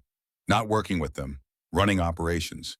Carter was mid-level at best, a useful tool for monitoring local interference." "But you helped us," Jason argued. "The FBI raided the Pennsylvania facility." "Controlled exposure," Hayes explained calmly. "When I realized how much you discovered, I needed to manage the situation. Better to sacrifice a few peripheral facilities than risk exposure of the entire network." Emily's mind raced, reassessing 9 years of investigation in light of this betrayal. "You never intended to find us. You were covering up the disappearance all along." "I did look for you," Hayes corrected, "just not for the reasons you thought. When you and your grandmother disappeared, Jason, it wasn't planned. A field team made a decision during the power outage, an opportunity they couldn't pass up. I had to manage the aftermath." "My pattern recognition abilities," Jason said bitterly. "The perfect test subject." Hayes nodded. "You've exceeded expectations, I'll give you that. Nobody anticipated you'd be able to hack our system so effectively. 9 years of captivity, and instead of breaking, you turned it against us. Impressive." "Why are you telling us this?" Emily demanded. "Professional courtesy. You deserve to understand before this ends." The implication hung in the air between them. Hayes had no intention of letting them leave alive. "The FBI team upstairs," Emily pressed. "They know we're here. Others will come by looking." "A regrettable incident," Hayes replied smoothly. "Rogue agents acting on fabricated intelligence, attacking a legitimate research facility. Hammond's security team responded as any would to armed intruders. By the time the official investigation concludes, all evidence of Phase 2 will be secured elsewhere." A distant explosion rocked the facility, the confrontation upstairs escalating. Hayes didn't flinch, his weapon remaining steady. "You won't get away with this," Jason stated with quiet certainty. "The ledger, the evidence we've already secured." "Fragmentary at best," Hayes interrupted. "Without the core activation protocols in that server room, you have nothing but conspiracy theories and a list of terms. Hardly enough to dismantle an operation with connections throughout the federal government." As he spoke, Emily noticed Jason's hand moving slowly toward his pocket. "So what happens now?" she asked, trying to keep Hayes focused on her. "You kill us both and claim we were casualties of the raid." "Something like that," Hayes confirmed, "though I am genuinely sorry it's come to this. You are both exceptional people. In another circumstance." Jason's hand emerged from his pocket, holding what appeared to be a small electronic device. Before Hayes could react, Jason activated it, plunging the corridor into total darkness as the facility's power system suddenly failed. Emergency lights flickered weakly, providing just enough illumination to see Hayes adjusting his stance weapon, still raised. Emily acted instinctively, diving toward him in a tackle learned during security training. They collided hard, Hayes' weapon discharging into the ceiling as they fell. The struggle was brief but violent. Hayes was stronger than his age suggested his movements, those of someone with military training. Emily fought desperately, aware that Jason was working on the server room door during the distraction. Hayes' elbow connected with her temple, sending a burst of pain through her skull. He rolled, pinning her beneath him, hands reaching for her throat. Through darkening vision, Emily saw Jason at the security panel, the emergency lights illuminating his focused expression as he bypassed the system. With a final surge of strength, Emily drove her knee upward, connecting solidly. Hayes grunted in pain, his grip loosening momentarily enough for her to break free and scramble away. The server room door slid open with a hydraulic hiss. "Emily now," Jason called. She lunged toward the doorway as Hayes recovered, raising his weapon again. A shot rang out, the bullet striking the wall inches from her head as she dove through the opening. Jason hit the emergency close control, the reinforced door sliding shut just as Hayes fired again. Inside the server room, banks of equipment hummed with auxiliary power. Unlike the corridor, this critical space had uninterrupted backup systems. "That won't hold him for long," Jason warned, already moving toward the central control station. "He'll have override codes." Emily tried to catch her breath, the reality of Hayes' betrayal still sinking in. He was Amherst all along. Every search, every investigation, he was monitoring us, controlling what we found. And now he's trying to ensure we never leave this facility alive. Jason added grimly, his fingers flying across the control terminal. Here it is, the Phase 2 activation system. The main display showed a map of the United States overlaid with hundreds of points of light, each representing an embedded asset positioned at a critical infrastructure location. "Hammond's running a system test," Jason explained, studying the interface. "Partial activation of the Midwest grid assets, 23 individuals, at power distribution centers, water treatment facilities, and transportation hubs. Can you shut it down?" "Not directly. The system is designed with multiple authentication layers. But I might be able to." Jason's voice trailed off as he concentrated on the controls, attempting to work around the security protocols. A heavy thud against the door indicated Hayes' return, likely with reinforcements. "How much time do you need?" Emily asked, searching the room for anything they could use as a weapon or barricade. 5 minutes, maybe less," Jason replied without looking up. "I've identified a potential backdoor in the authentication sequence. David's work, I think, a failsafe he built into the original design." The thudding continued now, accompanied by the whine of power tools they were cutting through the door's locking mechanism. Emily found an equipment rack that could be moved, positioning it to provide some cover when the door eventually gave way. "What happens if you can't stop the activation?" "Then 23 people across 5 states will simultaneously sabotage critical infrastructure systems." Jason answered, his focus unwavering. "Power outages, water treatment failures, transportation accidents, all appearing as unrelated incidents. A successful test that will lead to full network activation." The cutting sounds intensified. They had minutes at most before Hayes breached the room. "I need a distraction," Jason said suddenly.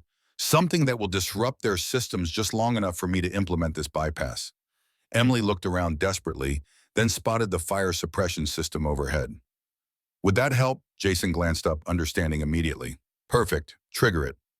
Emily grabbed a piece of equipment from a nearby shelf, a heavy server module, and threw it with all her strength at the sprinkler sensor on the ceiling. The impact shattered the device, instantly activating the suppression system. Instead of water, a chemical foam began spraying from ceiling nozzles designed to extinguish fires without damaging electronic equipment. The cutting sounds at the door paused momentarily as the alarm triggered. Jason used the distraction to execute his final commands, fingers moving with practiced precision despite the chaos around them. "Got it," he announced as the main display flickered. The map of activation points began changing color from red to amber to green. "I've initiated a system-wide shutdown. It's sending termination signals to all embedded assets." "Will that free them from conditioning?" "Not completely, but it disables the trigger sequences. They can't be activated without reprogramming." The door's integrity finally failed, the locking mechanism giving way with a screech of metal. Emily positioned herself behind the equipment rack, prepared for Hayes' entry. The door slid open partially and gunfire immediately erupted, controlled bursts sweeping the room. Emily ducked lower, feeling bullets impact the servers around her. The evidence? Jason called over the noise indicating a data storage device connected to the terminal. We need to secure it. The shooting paused a tactical reload. Emily seized the moment, darting from cover to grab the device. More shots rang out as she dove back behind the equipment rack, bullets tracing her path. Got it, she confirmed, clutching the storage unit. There's another way out, Jason said, pointing to a maintenance hatch on the far wall. Emergency evacuation route. It leads to a vertical shaft that connects to the surface. The gunfire intensified, methodically destroying the server equipment around them. Soon they would have no cover left. Go, Jason urged. I'll cover you. Not without you, Emily insisted. On three, we both move, he countered. One, two, three, boom. They sprinted for the maintenance hatch as Hayes and two security personnel entered the room, fully weapons trained on their position. Bullets struck all around them as Jason yanked the hatch open and they tumbled through the opening. The shaft beyond was narrow but navigable, a vertical tunnel with ladder rungs embedded in the wall extending upward into darkness. They climbed desperately, the sounds of pursuit growing below them. Keep going, Jason encouraged as Emily's pace slowed. We're almost there. Above a faint circle of light appeared the exit point leading to the surface. Freedom was within reach. A shot echoed through the shaft, the bullet ricocheting off metal near Emily's head. She looked down to see Hayes climbing after them, his face contorted with determination. He's alone, Jason observed. The others must be too large for the shaft. They increased their pace, reaching the top of the shaft, where a simple hatch separated them from the outside world. Jason pushed against it, but the panel resisted. It's secured from the outside, he grunted, straining against the obstruction. Move, Emily ordered, positioning herself to kick upward with both feet. The hatch budged slightly under the impact. A second kick created a gap, and a third finally dislodged it completely. Cool night air rushed into the shaft. They had reached the surface. Jason climbed out first, then helped pull Emily through the opening. They emerged in open prairie, the facility buildings visible about a quarter-mile away. Hayes' hand appeared at the edge of the hatch, grasping for purchase. Without hesitation, Emily slammed the heavy cover back into place, hearing a cry of pain as it struck his fingers. She dragged a nearby rock over the hatch, securing it temporarily. That won't hold him long, Jason warned. We need to move. They ran across the open ground, heading away from the facility toward the extraction point where the helicopter had dropped them. With luck, the FBI would have emergency protocols for lost teams, a secondary extraction plan. Behind them, lights began to sweep the prairie, vehicle headlights from the facility security teams deploying to hunt them down. They're mobilizing, Emily observed, her breath coming in gasps. Keep moving, Jason encouraged. Just over that ridge. They crested the small hill to find a welcome sight, a black SUV with federal markings waiting in the shadows, its lights off but engine running. A figure emerged from the driver's side. Agent Vega, Emily called hopefully. The figure raised a hand in acknowledgement, and relief flooded through her. Against all odds, some of the FBI team had survived the confrontation in the command center. As they approached the vehicle, however, Emily's instincts flared a warning. Something was wrong with the silhouette, too slight for Vega's solid frame. Wait, she cautioned, slowing her pace. Too late. The figure stepped into a patch of moonlight, revealing not Agent Vega, but a woman in her mid-40s with a severe expression and a pistol held casually at her side. Behind her, two more armed individuals emerged from the SUV. Emily and Jason Chen, the woman greeted them, her tone professionally cordial. I'm Director Sarah Weaver, Amherst Technologies. We've been expecting you. Jason tensed beside Emily, his voice dropping to a whisper. Director of Operations. Hammond's second in command. Weaver gestured with her weapon. I believe you have something that belongs to us. A storage device with proprietary corporate information. Where's Agent Vega? Emily demanded. The FBI team.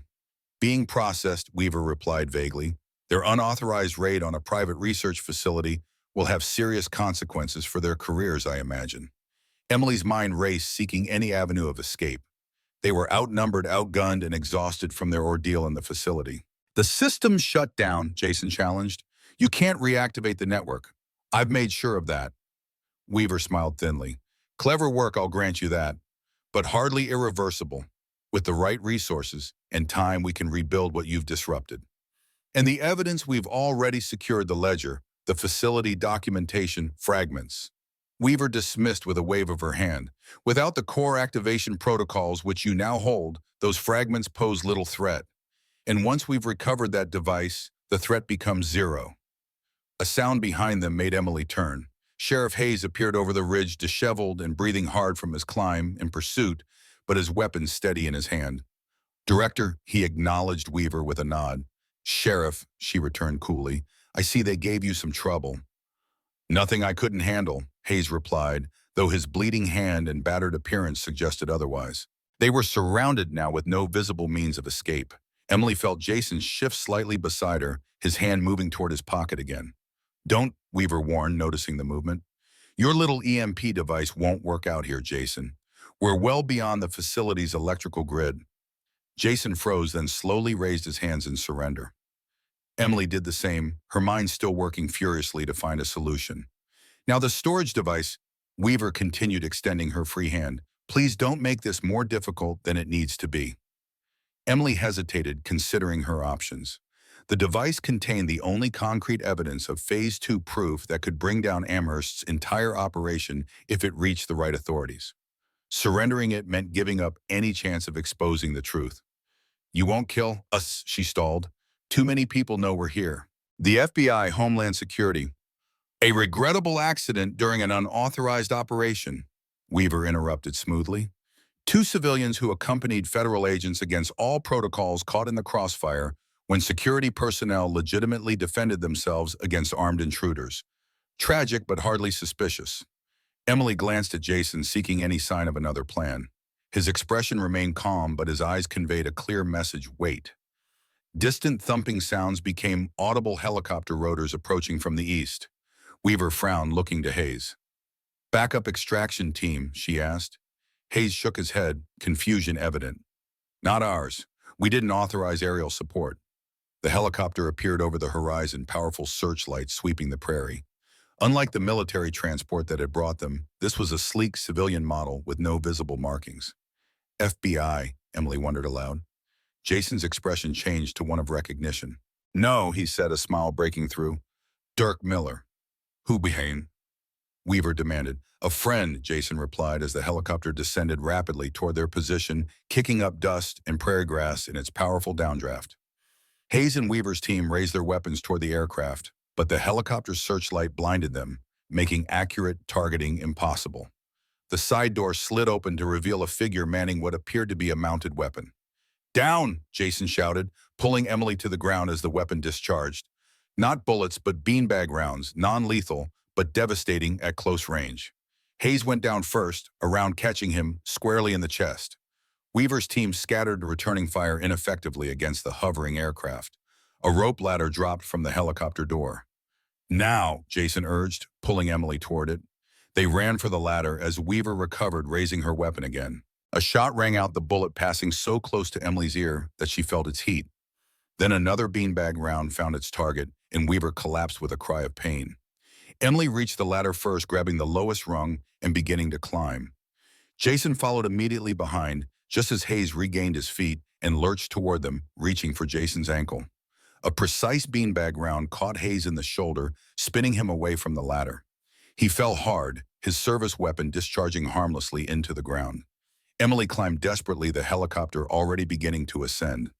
Below, Amherst security personnel were converging on their position, vehicles racing across the prairie with spotlights sweeping the area. She reached the door, strong hands pulling her inside the cabin. Turning immediately, she helped haul Jason in as the helicopter banked sharply, accelerating away from the scene. Cutting it close, shouted their rescuer over the roar of the rotors. Emily recognized him from the Michigan operation, Dirk Miller, the retired postmaster who had helped them escape from the farmhouse facility. Beside him sat his wife, her hands steady on the weapon mount. How did you find us? Emily called back. Your brother's tracking device, Miller replied, pointing to a small receiver on the dashboard. Been monitoring since you left Michigan. When the FBI's scheduled extraction window passed with no confirmation, we decided to intervene. The FBI team, Jason asked urgently. Genvega. Miller's expression sobered. No communication from them. Based on facility security chatter, We've been monitoring it. Doesn't look good. Emily felt the weight of that news good people sacrificed to get them this far. She patted her pocket, confirming the data storage device was still secure. Their sacrifice would not be in vain. "Where are we heading?" she asked. "Secure location," Miller answered. "We have people waiting, former Amherst test subjects I've helped extract over the years. They've established an underground network." Jason looked at Miller with new understanding. "You've been fighting them all along." The older man nodded. "Your grandmother wasn't the first person to disappear in that county. My brother vanished in '97, another Amherst acquisition. By the time I figured out what happened, it was too late for him, but not too late to start working against them." The helicopter continued eastward, maintaining low altitude to avoid detection. In the distance, more lights were visible, vehicles on the main highway, civilization approaching. "Amherst has connections everywhere," Miller warned. "Law enforcement, government agencies, military. The evidence you've secured is valuable, but getting it to the right people won't be easy." "Hayes," Emily said, still processing the sheriff's betrayal. "He was their inside man all along, controlling the investigation, monitoring our progress." "Not just Hayes," Miller corrected grimly. "Their network of embedded assets extends throughout federal law enforcement. Even some of the agents assigned to your case might be compromised." The implication was clear and disturbing. They couldn't trust anyone in official channels, not until they knew exactly how far Amherst's influence reached. Jason removed the data storage device from Emily's pocket, examining it carefully. "This contains everything: the Phase 2 protocols, the activation sequences, the complete asset list. With this, we can identify every embedded operative in their network and expose Amherst's entire operation," Emily added. Miller nodded. "But we need to be strategic. Release this information to the wrong people, and it disappears forever. Release it too widely, and they'll dismiss it as conspiracy theory." "We need leverage," Jason said thoughtfully. "Insurance that forces them to stand down rather than fight back." "What kind of leverage?" Emily asked. Jason's expression was both determined and calculating, the look of someone who had spent 9 years studying his enemy's weaknesses.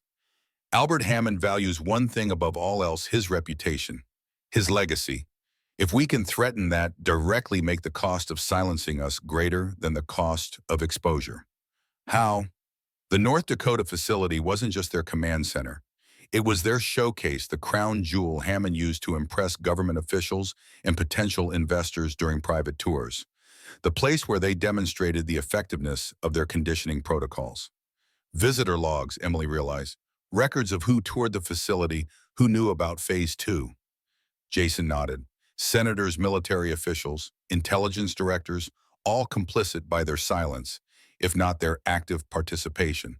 That's our leverage. Miller adjusted their flight path, the helicopter banking toward a small, private airfield visible in the distance. "We have transport waiting there. We'll get you to our safe house before dawn." As they prepared for landing, Emily looked at her brother with a mixture of admiration and concern.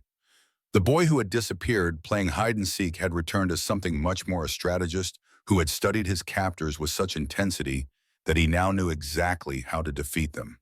But at what cost? 9 years in captivity had changed him fundamentally. The innocence of childhood replaced by the hardened calculation of a survivor. Emily wondered if any of them could ever truly return to normal life after what they'd experienced. The helicopter touched down on the small airfield, its rotors slowing as Miller powered down the engines. A nondescript van waited nearby, its driver standing casually beside it. "That's our contact," Miller confirmed. "He'll take you the rest of the way." As they prepared to disembark, Emily noticed Jason staring intently at the waiting driver. Something in his expression triggered an alarm in her mind. "Jason, what is it?" "His stance," Jason whispered. "The way he's standing, it's wrong." Emily looked more carefully. The man appeared ordinary enough, middle-aged, average build, unremarkable features. But there was something in his posture, a coiled readiness, that seemed out of place for a simple driver. "Military training," Jason assessed. "Not American, the weight distribution is different. European or Russian methodology." Miller frowned, reaching for binoculars. "He's not our contact. Our person is female Maria Delgado, former Amherst test subject." The realization hit with sickening clarity. Somehow Amherst had anticipated their escape route, positioned an operative to intercept them. How could they know? Emily wondered aloud. Jason's expression darkened as the understanding dawned. They couldn't unless... His gaze shifted to Miller, who was still studying the unknown operative through binoculars, or more specifically to the tracking device on the helicopter's dashboard. The signal goes both ways, Jason said quietly. It doesn't just let you track us, it broadcasts our position. Miller lowered the binoculars, slowly turning to face them. His expression had changed, the concern replaced by cool professionalism. You really are exceptional, Jason, he said, his tone tinged with a genuine admiration. 9 years in captivity, and your mind remains razor sharp. Emily felt as though the air had been sucked from the cabin. You're with them. It wasn't a question, but Miller nodded anyway. Asset Management Division. My specialty is tracking and retrieval of valuable subjects. Your brother? Jason challenged. The story about fighting Amherst. Mostly fabricated, Miller admitted. Though I do have a brother there, he works for Amherst's 2 Research Division. Emily's hand moved slowly toward the door handle, calculating their chances if they ran. Miller noticed the movement and smiled thinly. I wouldn't, he advised. The gentleman waiting for us has orders to take you alive if possible, but he's authorized to use lethal force if necessary. Why the deception? Emily demanded. Why help us escape in Michigan only to capture us here? Controlled extraction, Miller explained. After you discovered the Michigan facility, we needed to manage the situation carefully. Too many variables, too many potential witnesses. Better to help you escape than recapture you under more controlled circumstances. Hayes, Jason realized. He was in on it from the beginning. Miller nodded. The sheriff has been a valuable asset for years. When your extraction from the North Dakota facility went sideways, he contacted me directly, arranged this contingency. Emily felt sick with betrayal. Every step forward had been orchestrated, every apparent victory manipulated to serve Amherst's purposes. The data storage device. Miller continued, extending his hand. Please. Jason clutched the device tighter. If you're going to take us anyway, why should we surrender it? Because it makes no difference either way, Miller replied with surprising gentleness. That device is specially designed. It transmits its location continuously to Amherst's security systems. Even if you managed to escape with it, they would find you within hours. The final thread of hope seemed to unravel. Emily looked to Jason, seeking any sign that he had anticipated this, that he had one more contingency plan. His expression remained impassive, but a subtle nod conveyed his decision. Slowly, reluctantly, he handed the storage device to Miller. A wise choice, Miller acknowledged, pocketing the device. Now, if you'll both exit the helicopter calmly, we can conclude this unfortunate chapter. Emily moved first, pushing the door open and stepping onto the tarmac. Jason followed his movements, measured and controlled. The operative by the van approached, his hand resting casually near what was undoubtedly a concealed weapon. Director Weaver sends her regards, the man said in a faint Eastern European accent. She is most interested in continuing your work, Jason. Your sister as well, her resilience and resourcefulness have not gone unnoticed. And what happens now? Emily asked, stalling for time, though she wasn't sure why. Their options seemed exhausted, their situation hopeless. Now you both return to the program, the operative replied, matter-of-factly. Under enhanced security, of course. Your particular talents are too valuable to waste. Miller emerged from the helicopter, the rotors now completely still. Vehicles ready, he confirmed. We should move quickly. Dawn's approaching. As they were directed toward the waiting van, Emily caught Jason's eye. His expression had changed subtly, a ghost of a smile playing at the corners of his mouth. He winked almost imperceptibly. She didn't understand until Miller opened the van's side door and a bright flash erupted from within a homemade flashbang device that Jason must have planted earlier. The operative staggered backward, temporarily blinded, while Miller fell to his knees with a cry of pain. Run! Jason shouted, grabbing Emily's arm and pulling her away from the vehicle. They sprinted across the airfield toward a cluster of maintenance buildings, the sounds of pursuit had already erupting behind them. Gunshots cracked through the pre-dawn air bullets, kicking up asphalt near their feet. The device, Emily gasped as they ran. You gave it to him. A decoy, Jason replied without slowing. Swapped it while you were climbing into the helicopter. The real one is still secure. They reached the maintenance area, ducking between buildings to break the line of sight. Behind them, Miller was shouting orders, coordinating a search pattern with the operative. "This way," Jason directed, leading her toward what appeared to be a small aircraft hangar. Miller's not the only one with contingency plans. Inside the hangar, a single-engine plane waited, fueled and ready, its pilot door ajar. "You arranged this?" Emily asked incredulously. "Emergency extraction," Jason confirmed. "David Ellison established escape protocols for all major Amherst facilities.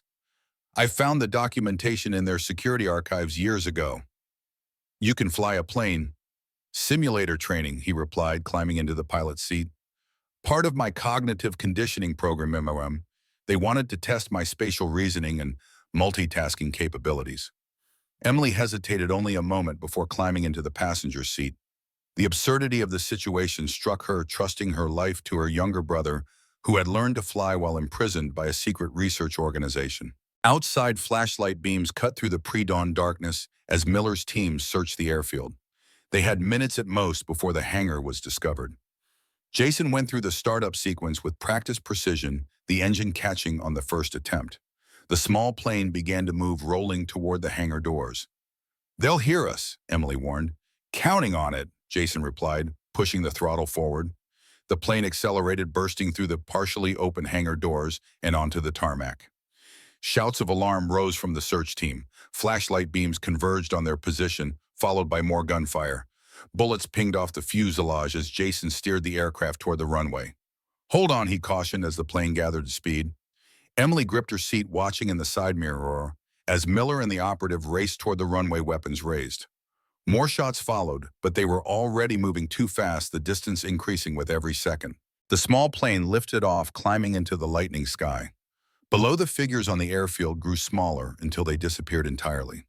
Ahead lay open country, and beyond that, the promise of bringing Amherst's entire operation to light. "We made it." Emily breathed, the tension of the past hours finally releasing in a rush of exhaustion and relief.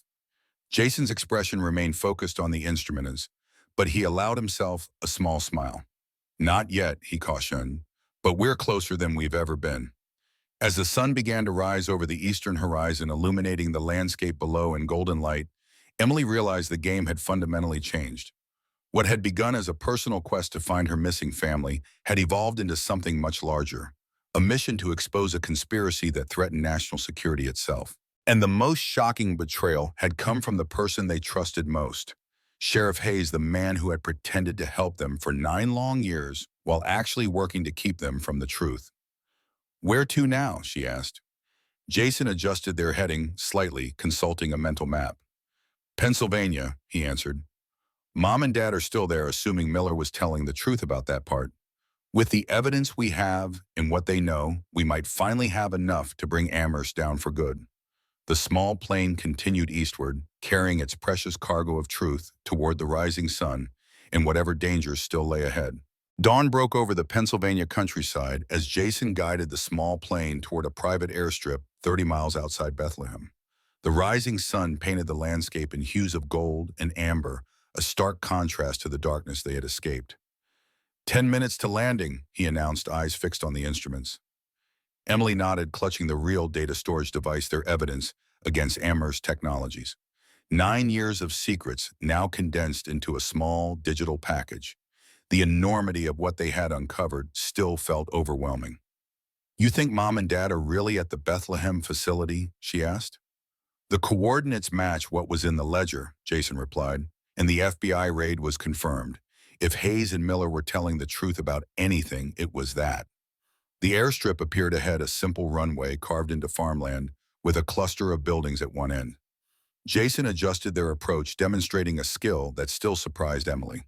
Her brother had used his captivity to become something none of their captors anticipated. They touched down with a slight bump, the small plane rolling to a stop near a maintenance hangar. No welcoming committee awaited them, a good sign suggesting they had arrived undetected. "What now?" Emily asked as they disembarked. "We need transportation and secure communication," Jason said, scanning their surroundings. "David's emergency protocols should have left resources here." Inside the hangar, they found what they were looking for, a locked storage unit marked with an inconspicuous ENS logo, the same initials as the brass plate on the hidden door in Michigan. Jason entered a code on the keypad and the lock disengaged with a soft click. The unit contained basic supplies, changes of clothing, cash, prepaid phones, and keys to a vehicle parked behind the hangar. More importantly, it held a secure satellite phone with a single program number. "Who does it call?" Emily asked. "I'm not sure," Jason admitted, "but it's part of David's contingency plan, someone he trusted outside the Amherst network." He dialed the number, waiting as it connected. After several rings, a cautious voice answered, "Verification, Ellison and Son, 1894. Jason responded using the phrase from the hidden door. A pause, then location, Pennsylvania Airstrip Site C. "We have the evidence from North Dakota." Another pause. "Wait for extraction. 2 hours. The call ended abruptly. Emily looked at Jason questioningly. "You trust this?" "It's all we have right now," he replied. David built these fail-safes for a reason. Someone he believed could help if Amherst ever went too far. They used the waiting time to review what they had: the data from the North Dakota facility containing the complete Phase 2 protocols, asset lists, and activation sequences. Jason connected the storage device to a laptop from the emergency kit, examining the files. "It's worse than we thought," he said grimly. 237 embedded assets across 48 states. People in power companies, water treatment facilities, transportation security, even nuclear power plants. All conditioned to respond to specific triggers. And all unwitting," Emily added, scanning the personnel files. "They don't even know they've been programmed." Most were former captives, people with specific technical skills who underwent conditioning before being released back into society with false memories of where they'd been. Like rehabilitation centers or extended medical treatments, Emily realized. The perfect cover. A file labeled Phase 3 caught her attention. She opened it to find something even more disturbing: plans for expanding the network to include government officials, military personnel, and law enforcement leadership. They were building towards something bigger, she said. Not just infrastructure disruption, but influence at the highest levels, Jason finished. Complete control without anyone knowing they were being controlled. The sound of an approaching vehicle interrupted their analysis. They moved cautiously to the hangar door, weapons ready, scavenged from their escape at the North Dakota facility. A black SUV with government plates pulled up outside. Two figures emerged, a man and woman in plain clothes, but with the unmistakable bearing of federal agents. "Jason and Emily Chen," the woman called. "I'm Special Agent Diana Reeves, Homeland Security.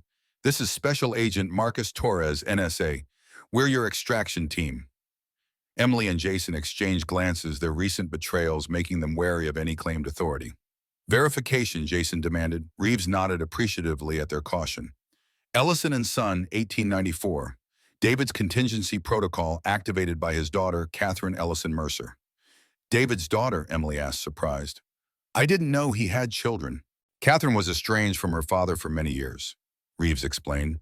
"But he maintained contact through back channels, sharing his concerns about what Amherst was becoming after he stepped down as director." "She's the fail-safe," Jason realized. "The person outside the network who could act if necessary." Torres nodded. "Dr. Ellison Mercer has been working with a joint task force for the past 5 years, building a case against Amherst. Your evidence could be the missing piece." Cautiously, Emily and Jason approached the vehicle, still not fully trusting, but lacking better options. Reeves opened the rear door, revealing computer equipment set up in the back seat. "We need to verify what you have," she explained. "Then get you to a secure location. Amherst will be hunting you with everything they have." Jason connected the storage device to their system, allowing Torres to begin analyzing the data. The NSA agent's expression grew increasingly grave as he worked through the files. "This confirms everything Catherine suspected," he said finally. "And worse, the scale of this operation. It's unprecedented." "What about our parents?" Emily pressed. "They were being held at the Bethlehem facility. The FBI raid." "Successful," Reeves confirmed. "William and Rebecca Chen are currently in protective custody at a secure medical facility, along with Helen Ellison and several other recovered captives."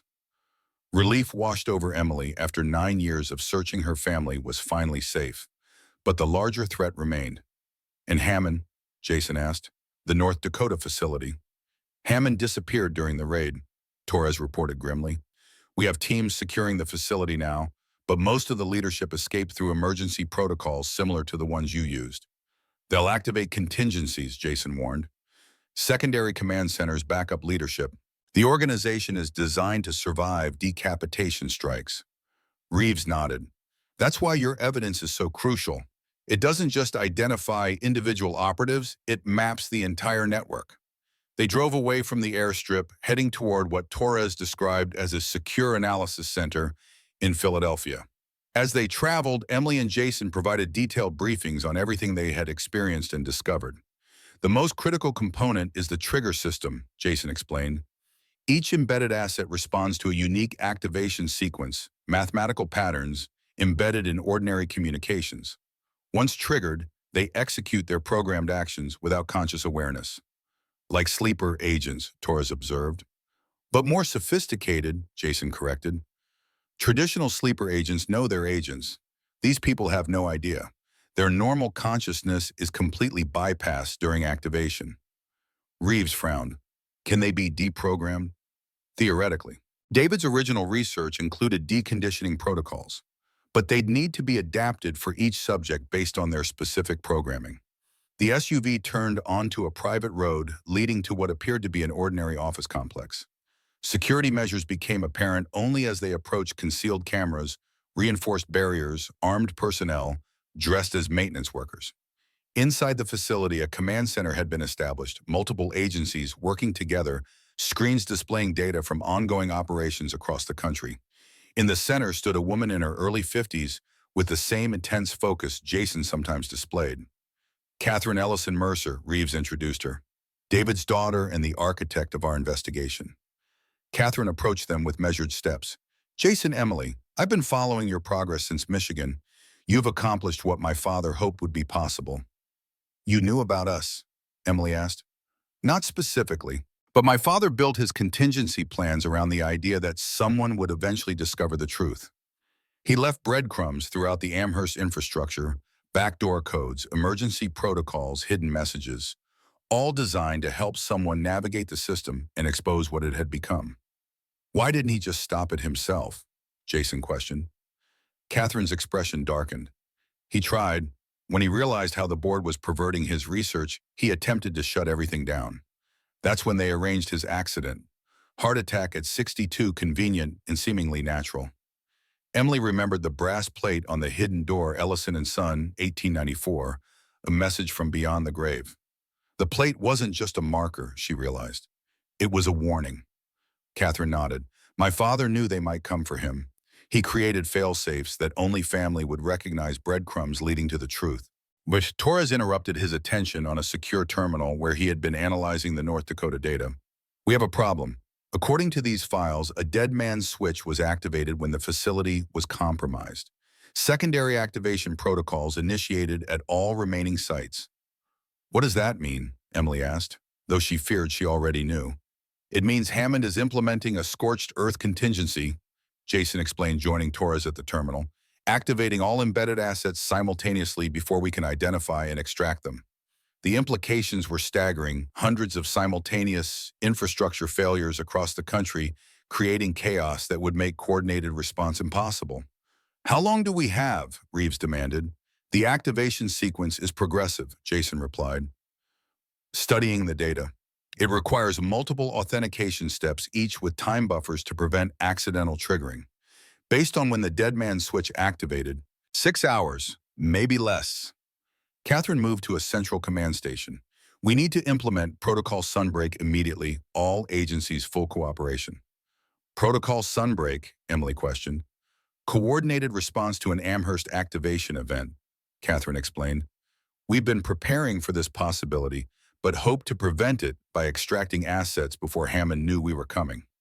The command center erupted into controlled activity agents, contacting field teams, analysts, prioritizing critical infrastructure sites, technical specialists preparing countermeasures.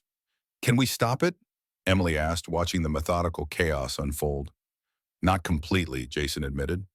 But we might be able to disrupt the activation sequence for the most critical assets, power grid, water systems, nuclear facilities.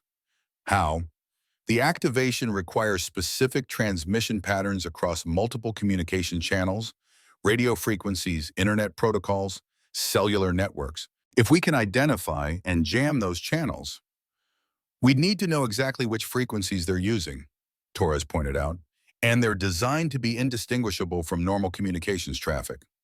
Jason focused on the terminal fingers flying across the keyboard as he dug deeper into the data. There's a pattern. Hammond uses mathematical constants as base encryption keys always has. It's his signature.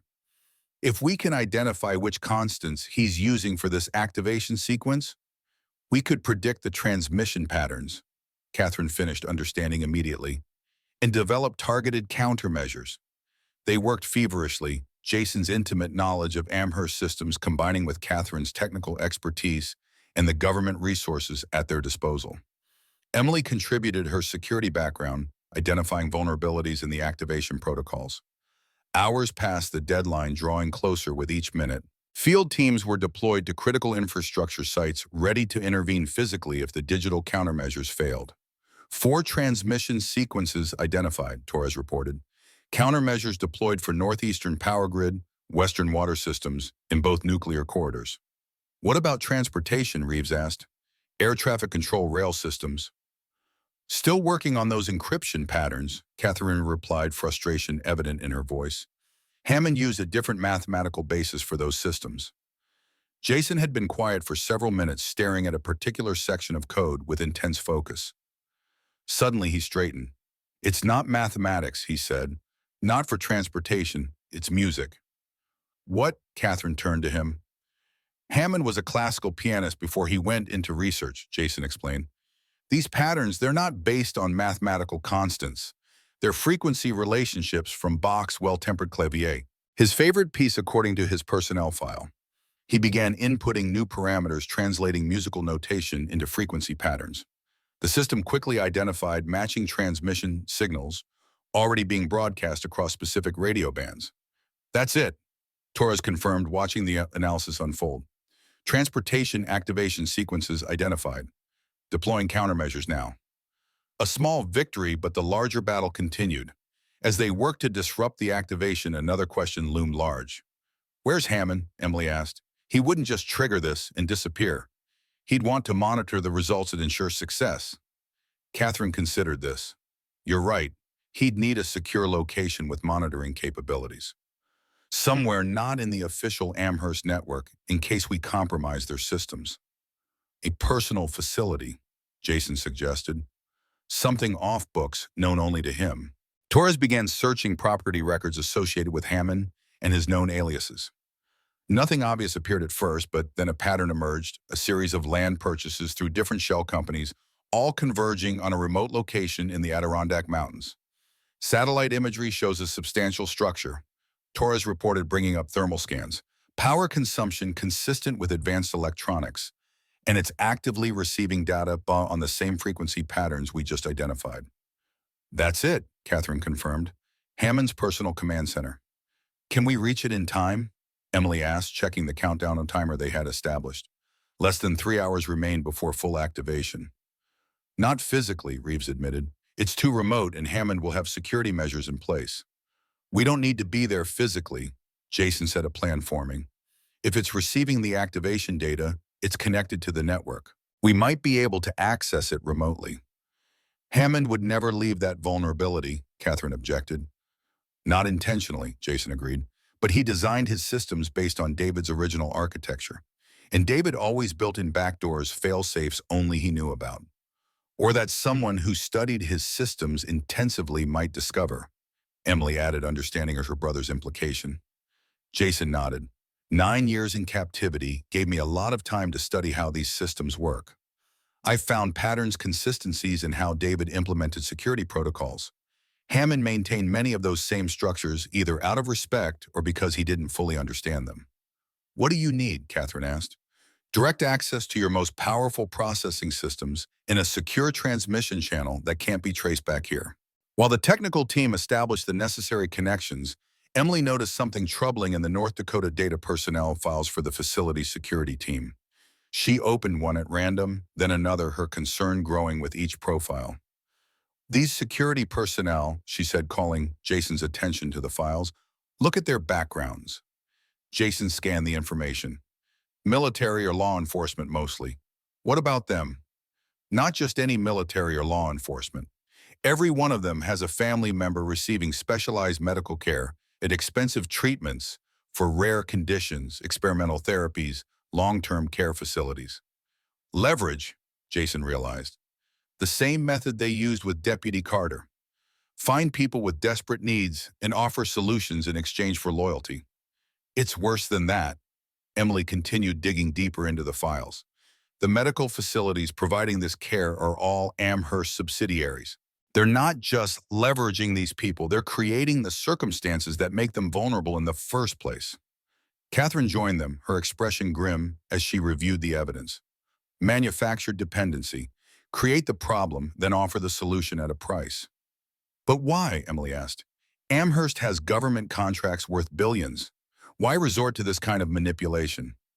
Catherine hesitated, then accessed a restricted file on her secure terminal. Because their real purpose was never about profit. It was about control. The file contained correspondence between Hammond and several high-ranking government officials, communications that had been encrypted until the North Dakota data provided the decryption keys. Project Prometheus, Catherine explained as they read, a classified initiative to create a resilient control structure that could maintain essential functions during extreme national emergencies, war pandemic, civil unrest. Control structure, Emily questioned. You mean martial law?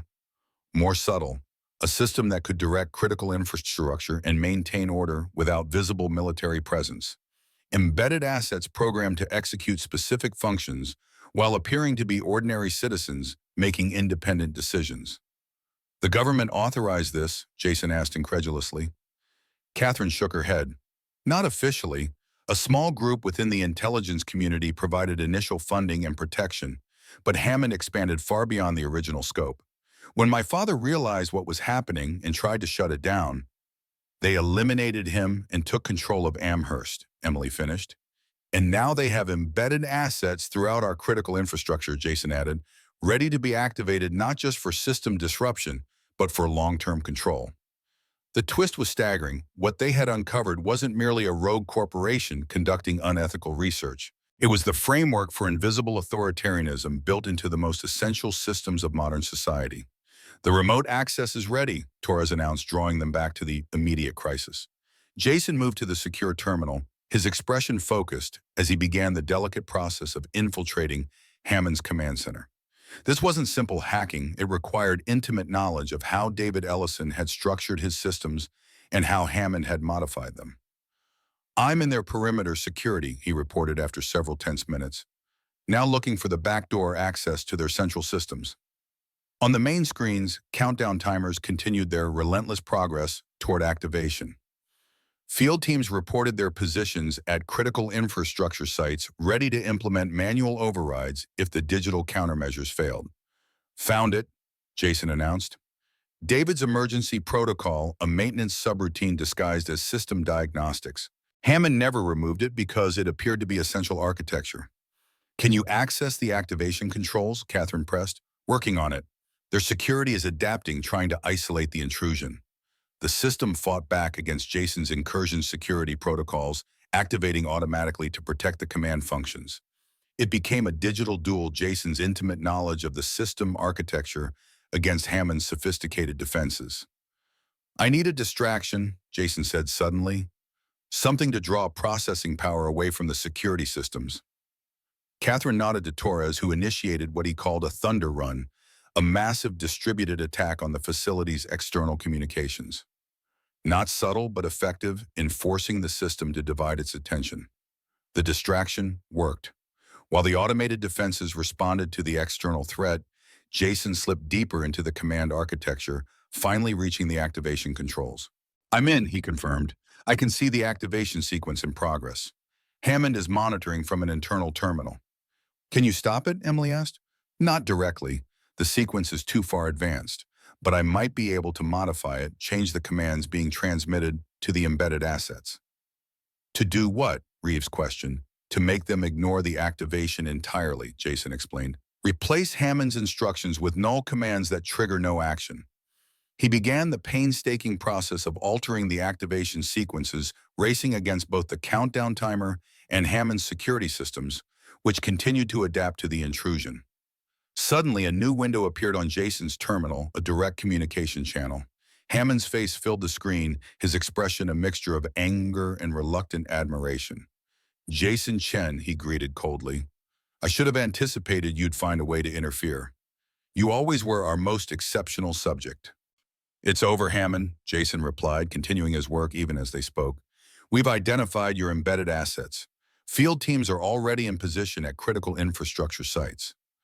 "Temporary setbacks," Hammond dismissed. "You've merely delayed the inevitable. The system was designed to adapt and overcome opposition." "Like you adapted my father's research," Catherine interjected, moving into view of the camera. "Perverted his work to create an invisible control structure."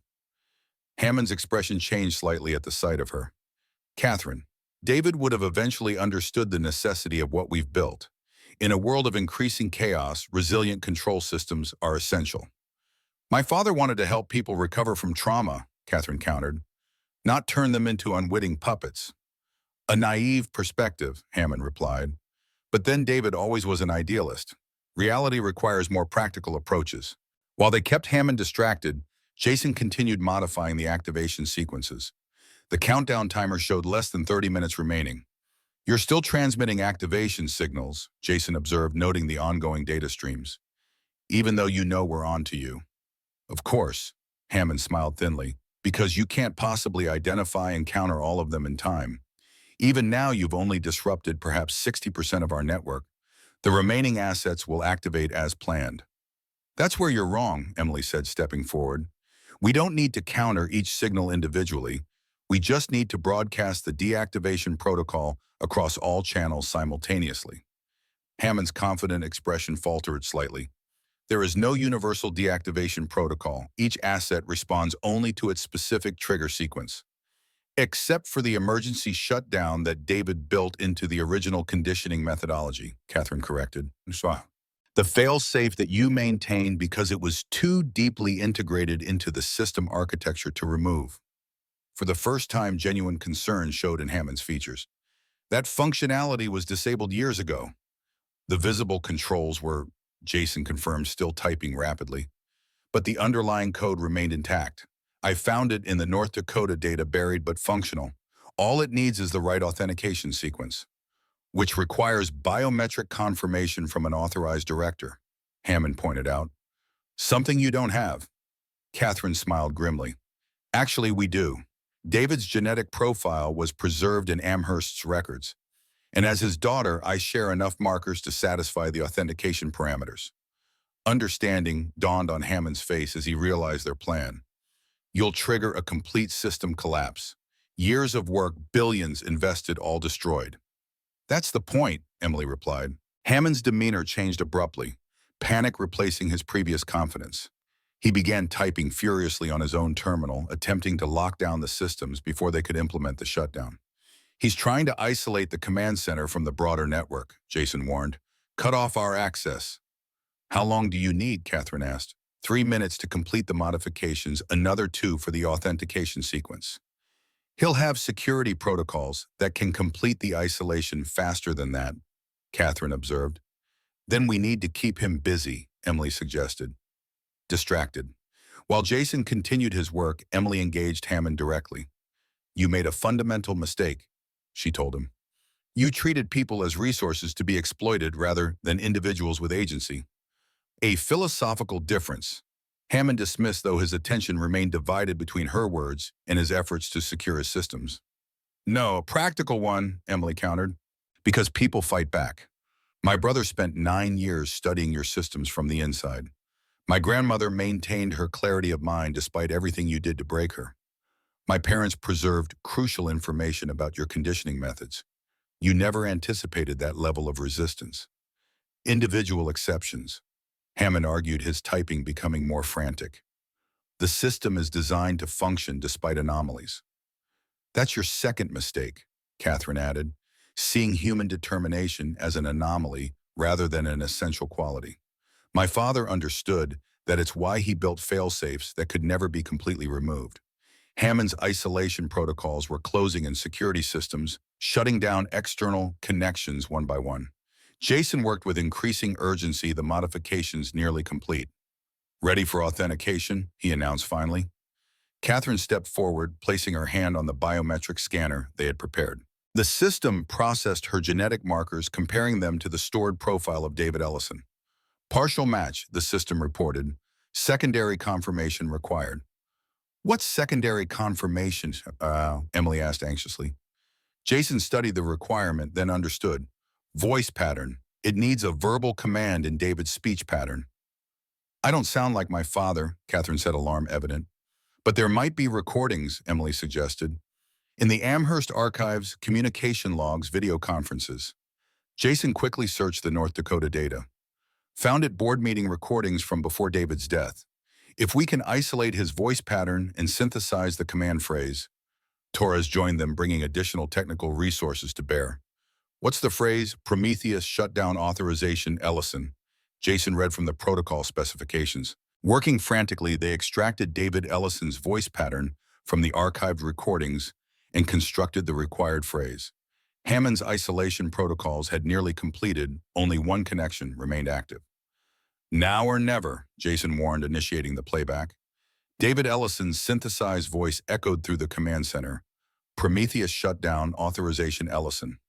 The system processed the command, comparing it to stored voice patterns.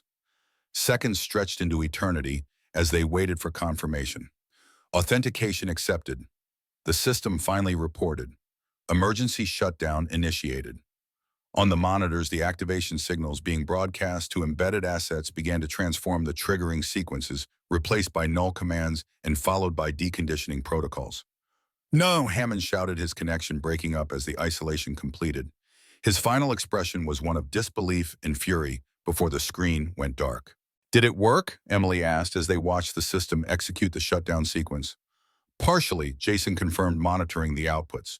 "We've neutralized approximately 87% of the network. The rest were already isolated by Hammond's security protocols." "That's still over 200 assets safe from activation," Catherine noted. "And we have their identities now. Field teams can extract them for deconditioning." Relief spread through the command center as the immediate crisis passed. Reports began coming in from sites across the country, embedded assets showing no response to the activation signals, critical infrastructure remaining secure. "What about Hammond?" Reeves asked. "He's still out there with control of some portion of the network." "Not for long," Torres replied, reviewing satellite data. "We have his location pinpointed. Special operations teams are en route now." Emily felt the weight of the past days of the past 9 years finally beginning to lift. They hadn't won completely, but they had delivered a crippling blow to Amherst's operation. "I want to see my parents," she said quietly. "And Grandma." Catherine nodded. "I'll arrange transport to the medical facility. They should know what you've accomplished." As preparations were made for their departure, Jason accessed one final set of files from the North Dakota data personal records on Hammond himself. Something had been bothering him since their confrontation, a piece that didn't quite fit the puzzle. "Emily," he called, his voice tense. "Look at this." She joined him at the terminal, reading over his shoulder. The file contained medical records for Hammond, specifically neurological evaluations conducted over the past 5 years. "Cognitive degradation patterns," Jason explained, "consistent with exposure to the same conditioning protocols used on embedded assets." "Hammond was conditioned?" Emily asked incredulously. "By whom?" "By David," Catherine answered, having overheard their discovery. "It's the final failsafe." This revelation, the twist they hadn't anticipated, changed everything. Hammond wasn't just the architect of Amherst's corruption, he was its first victim. "My father realized what Hammond and the board were planning," Catherine explained, accessing additional files now decrypted by the shutdown process. "He couldn't stop them directly, they had too much power, too many connections. So he implemented a subtle conditioning protocol in Hammond himself during routine medical evaluations. A sleeper program within the master programmer," Jason realized, "designed to activate if certain ethical boundaries were crossed." "It would explain Hammond's increasing paranoia and control mechanisms," Catherine confirmed. "As the conditioning advanced, he built more elaborate security systems, more isolated command centers, not just to protect from external threats, but from his own growing instability." So David turned Hammond's own methods against him, Emily said. Poetic justice. And tragic, Catherine added softly. Albert Hammond was once my father's closest colleague and friend, his brilliance corrupted by ambition and then undone by the very technology he helped create. Reports came in confirming that special operations teams had reached Hammond's Adirondack facility. They found him alive but in a catatonic state, the final stage of the conditioning protocol triggered by the emergency shutdown.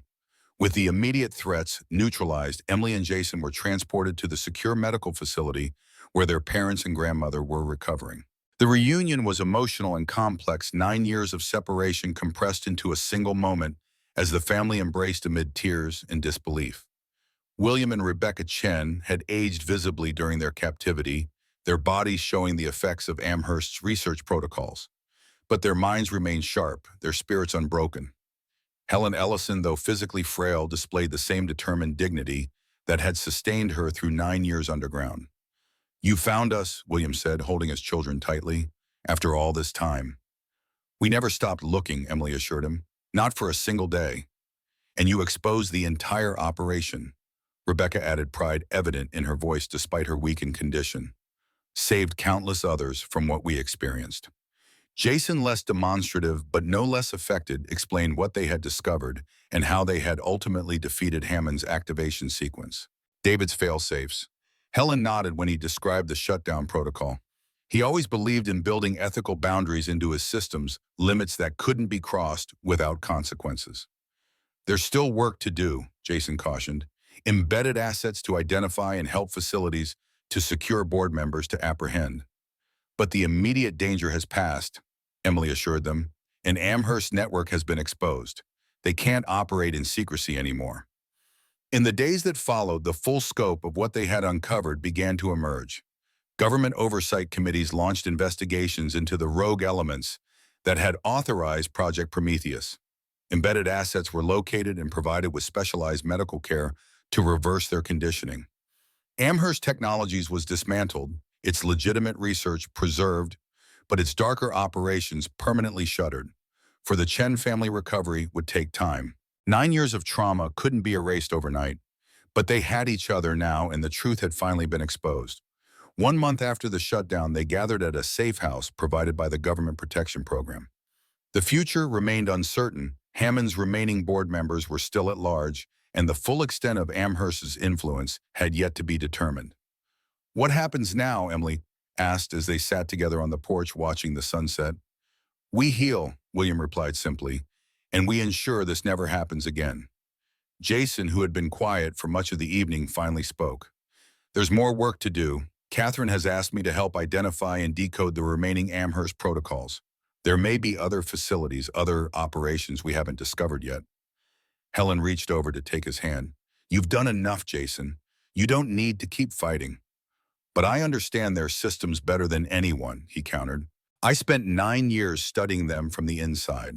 If there are others still trapped, Emily recognized the determination in her brother's eyes, the same focus that had sustained him through captivity and ultimately led to Amherst's downfall. He had been transformed by his experience, becoming something their captors never anticipated. Not a victim, but a weapon against their own system. We'll help, she decided, all of us in our own ways, but we'll do it together this time. Rebecca nodded. No more separation.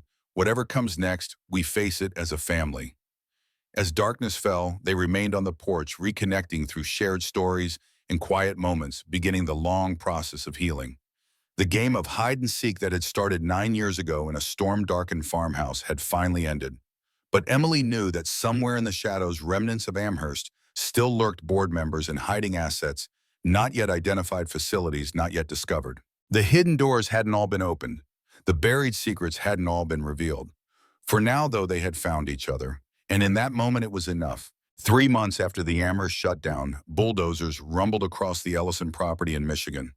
The Victorian farmhouse, once home to 3 generations of the family, then silent witness to their ordeal, was being carefully dismantled. Not destroyed, but documented and preserved as evidence of what had occurred beneath its floorboards. Emily stood at the perimeter watching as workers removed sections of the foundation to expose the tunnel system that had imprisoned her brother and grandmother. Federal investigators in hazmat suits emerged periodically from the underground facility, carrying boxes of evidence and digital storage devices. Strange to see it like this, Jason commented, joining her at the fence line. All those years underground and now it's all exposed to daylight. He looked healthier now. 3 months of proper nutrition and medical care had begun to restore his physical strength, though his eyes still carried the watchfulness of someone who had learned never to fully relax. They found 3 more captives in the lower levels, Emily told him. People Amherst had kept isolated for specialized research. They'd been there even longer than you and Grandma. Jason nodded unsurprised. Hammond compartmentalized everything. Most security personnel only knew about their specific area.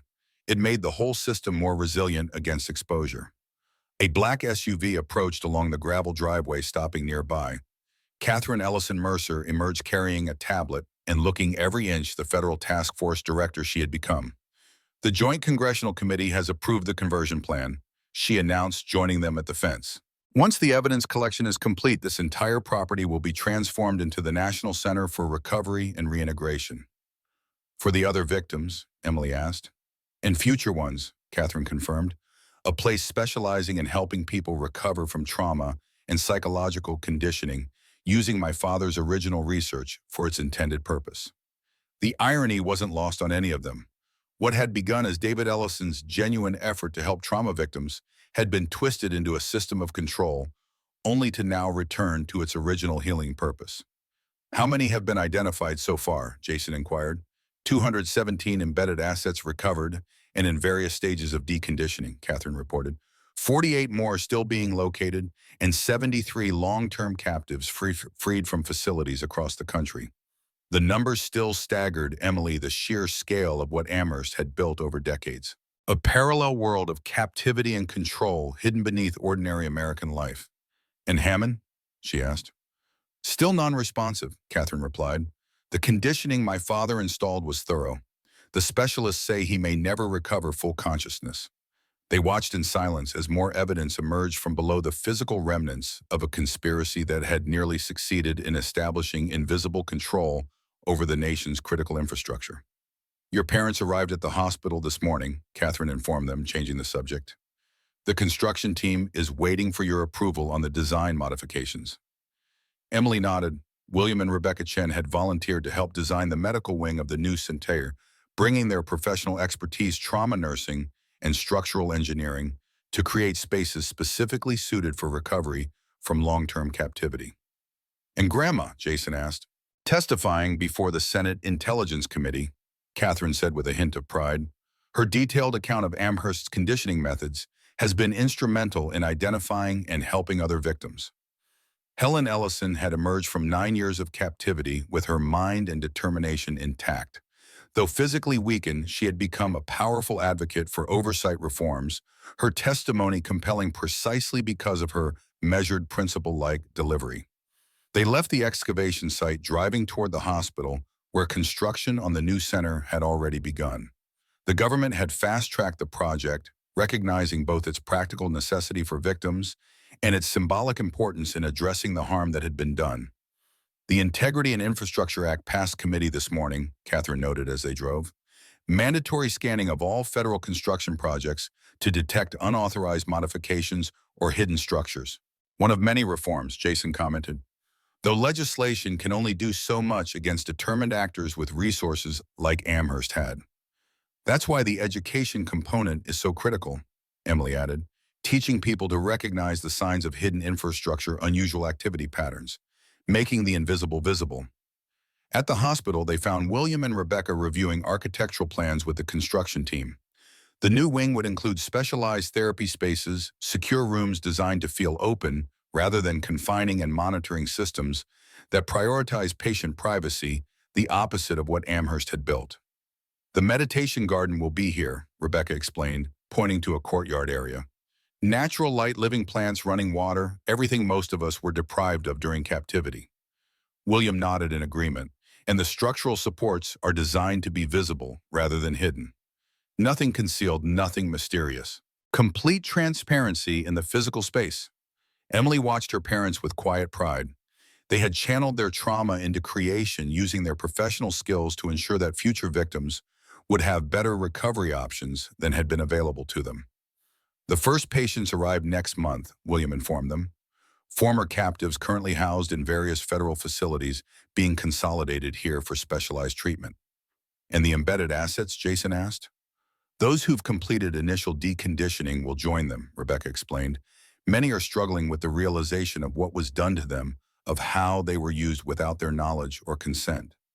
The psychological impact on these unwitting operatives had been profound.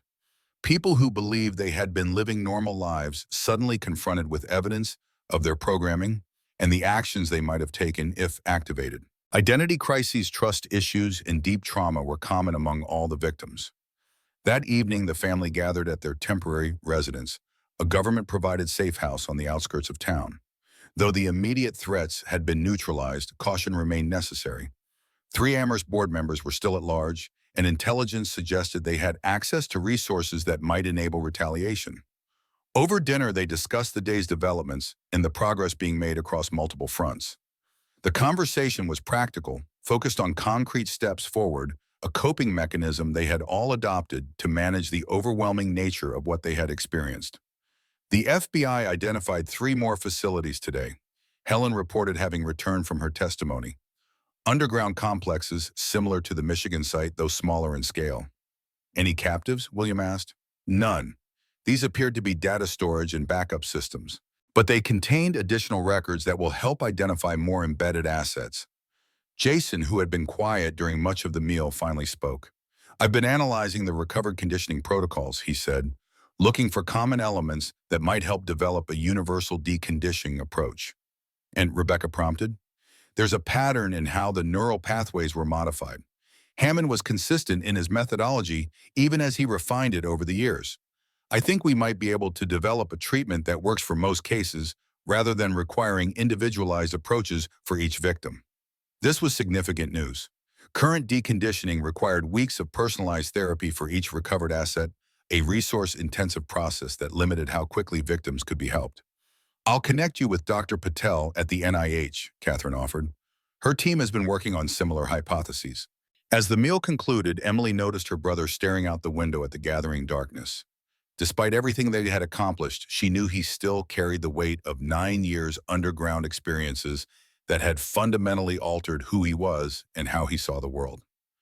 Walk with me, she suggested. They stepped outside into the cool evening air, following a path that circled the safe house property. Security measures were discreet but comprehensive: motion sensors, surveillance cameras, and agents posted at strategic locations. You're still hunting, Emily observed after they had walked in silence for several minutes. Jason glanced at her question in his eyes. Looking for threats, assessing escape routes, monitoring patterns, she clarified. You haven't stopped. He sighed, acknowledging the truth in her observation. 9 years of captivity creates habits that don't disappear overnight. Or maybe ever, she suggested gently. Maybe not, he agreed. But I'm learning to channel it, to use those same patterns for something constructive. That was the fundamental challenge they all faced: how to integrate what had happened rather than trying to erase it, how to build something meaningful from the pieces of their fractured lives. I used to dream about this, Jason continued after a pause. Walking outside, seeing the stars, feeling the wind, simple freedoms that seemed impossibly distant. And now I dream about the others, the ones we haven't found yet, the facilities still operating in secret. Emily understood. The vast conspiracy they had uncovered couldn't be dismantled overnight. Despite their success in exposing Amherst's core operations, echoes of the system remained fragmented, but potentially dangerous. We've made more progress in 3 months than anyone thought possible, she reminded him. Hundreds of lives saved, decades of secrets exposed. But the work isn't finished, he insisted. No, she agreed. It's just beginning, but we're not alone anymore. They completed their circuit of the property, returning to the warm light spilling from the safe house windows. Inside, their family continued planning for the future, not just their own recovery, but the healing of countless others affected by Amherst's operations. 1 year later, the National Center for Recovery and Reintegration opened its doors on the site of the former Ellison property. What had once been a place of secrets and suffering had been transformed into a beacon of healing and transparency. The underground facility hadn't been filled in or sealed, but rather converted into a training center where law enforcement and security personnel learned to identify signs of hidden infrastructure and clandestine operations. The tunnels that had imprisoned Jason and Helen now served as teaching tools to prevent similar abuses. On dedication day, the Chen Ellison family stood together at the entrance as Catherine cut the ceremonial ribbon. Hundreds of attendees, government officials, former captives, medical professionals, and media representatives watched as the doors officially opened. This center represents our commitment not just to healing the wounds of the past, but to preventing similar injustices in the future, Catherine announced in her dedication speech. My father believed that knowledge should empower people, not control them. Today, we reclaim that vision. The center quickly became a global leader in trauma recovery and deconditioning research. The protocols developed there, many based on Jason's insights into Amherst's methods, helped hundreds of victims reclaim their autonomy and rebuild their lives. Emily eventually returned to her security consulting work, now specializing in identifying and securing vulnerable infrastructure against covert modification. Her firsthand experience with Amherst methods made her uniquely qualified to detect the subtle signs others might miss. William and Rebecca divided their time between the center's medical programs and their own recovery. Though they would carry the scars of their captivity for life, they found purpose in ensuring others had the support they had initially lacked. Helen Ellison, despite her advanced age and the physical toll of her ordeal, became a powerful advocate for oversight reform. Her testimony before congressional committees, delivered with the same straightforward authority she had once used as a high school principal, helped shape legislation that would make it harder for operations like Amherst to establish themselves in the future. And Jason, perhaps changed most profoundly by his experience, became the center's research director. The boy who had disappeared playing hide-and-seek had returned as a man uniquely equipped to understand and counteract the very systems that had imprisoned him. 2 years after the center opened, Emily found Jason in the Memorial Garden, a quiet space dedicated to those who hadn't survived Amherst's programs. A simple stone marker bore no names but acknowledged the lives lost to secrecy and control. Anniversary, Jason noted as she joined him on the bench. Emily nodded. 2 years since the shutdown, 11 since the disappearance that had started everything. Sometimes I still expect to wake up back in that cell, he admitted quietly. To discover all this was just an elaborate conditioning scenario. But it's real, she assured him. We're free. Amherst is dismantled. Hammond is contained. And yet, he gestured vaguely, encompassing the world beyond the center's boundaries. There are still hidden rooms, still secret programs, still people who believe control is more important than freedom. Which is why we keep working, Emily replied. Why we keep searching and exposing and healing. As dusk settled over the center grounds, lights activated automatically along the pathways designed specifically to eliminate shadows, to leave no dark corners where secrets could hide. The architecture itself embodied the lesson they had learned so painfully, that true security comes not from concealment, but from transparency. Jason stood ready to return to his research. But before they left the garden, he paused by the memorial stone, placing his hand briefly on its smooth surface. Hide and seek ends, he said softly, when all are found. Emily nodded, understanding the double meaning in his words. The childhood game that had been interrupted by tragedy. The ongoing mission to find all of Amherst's victims. The personal journey from hiding to being truly seen. As they walked back toward the main building, the center's lights illuminated their path, completely casting no shadows.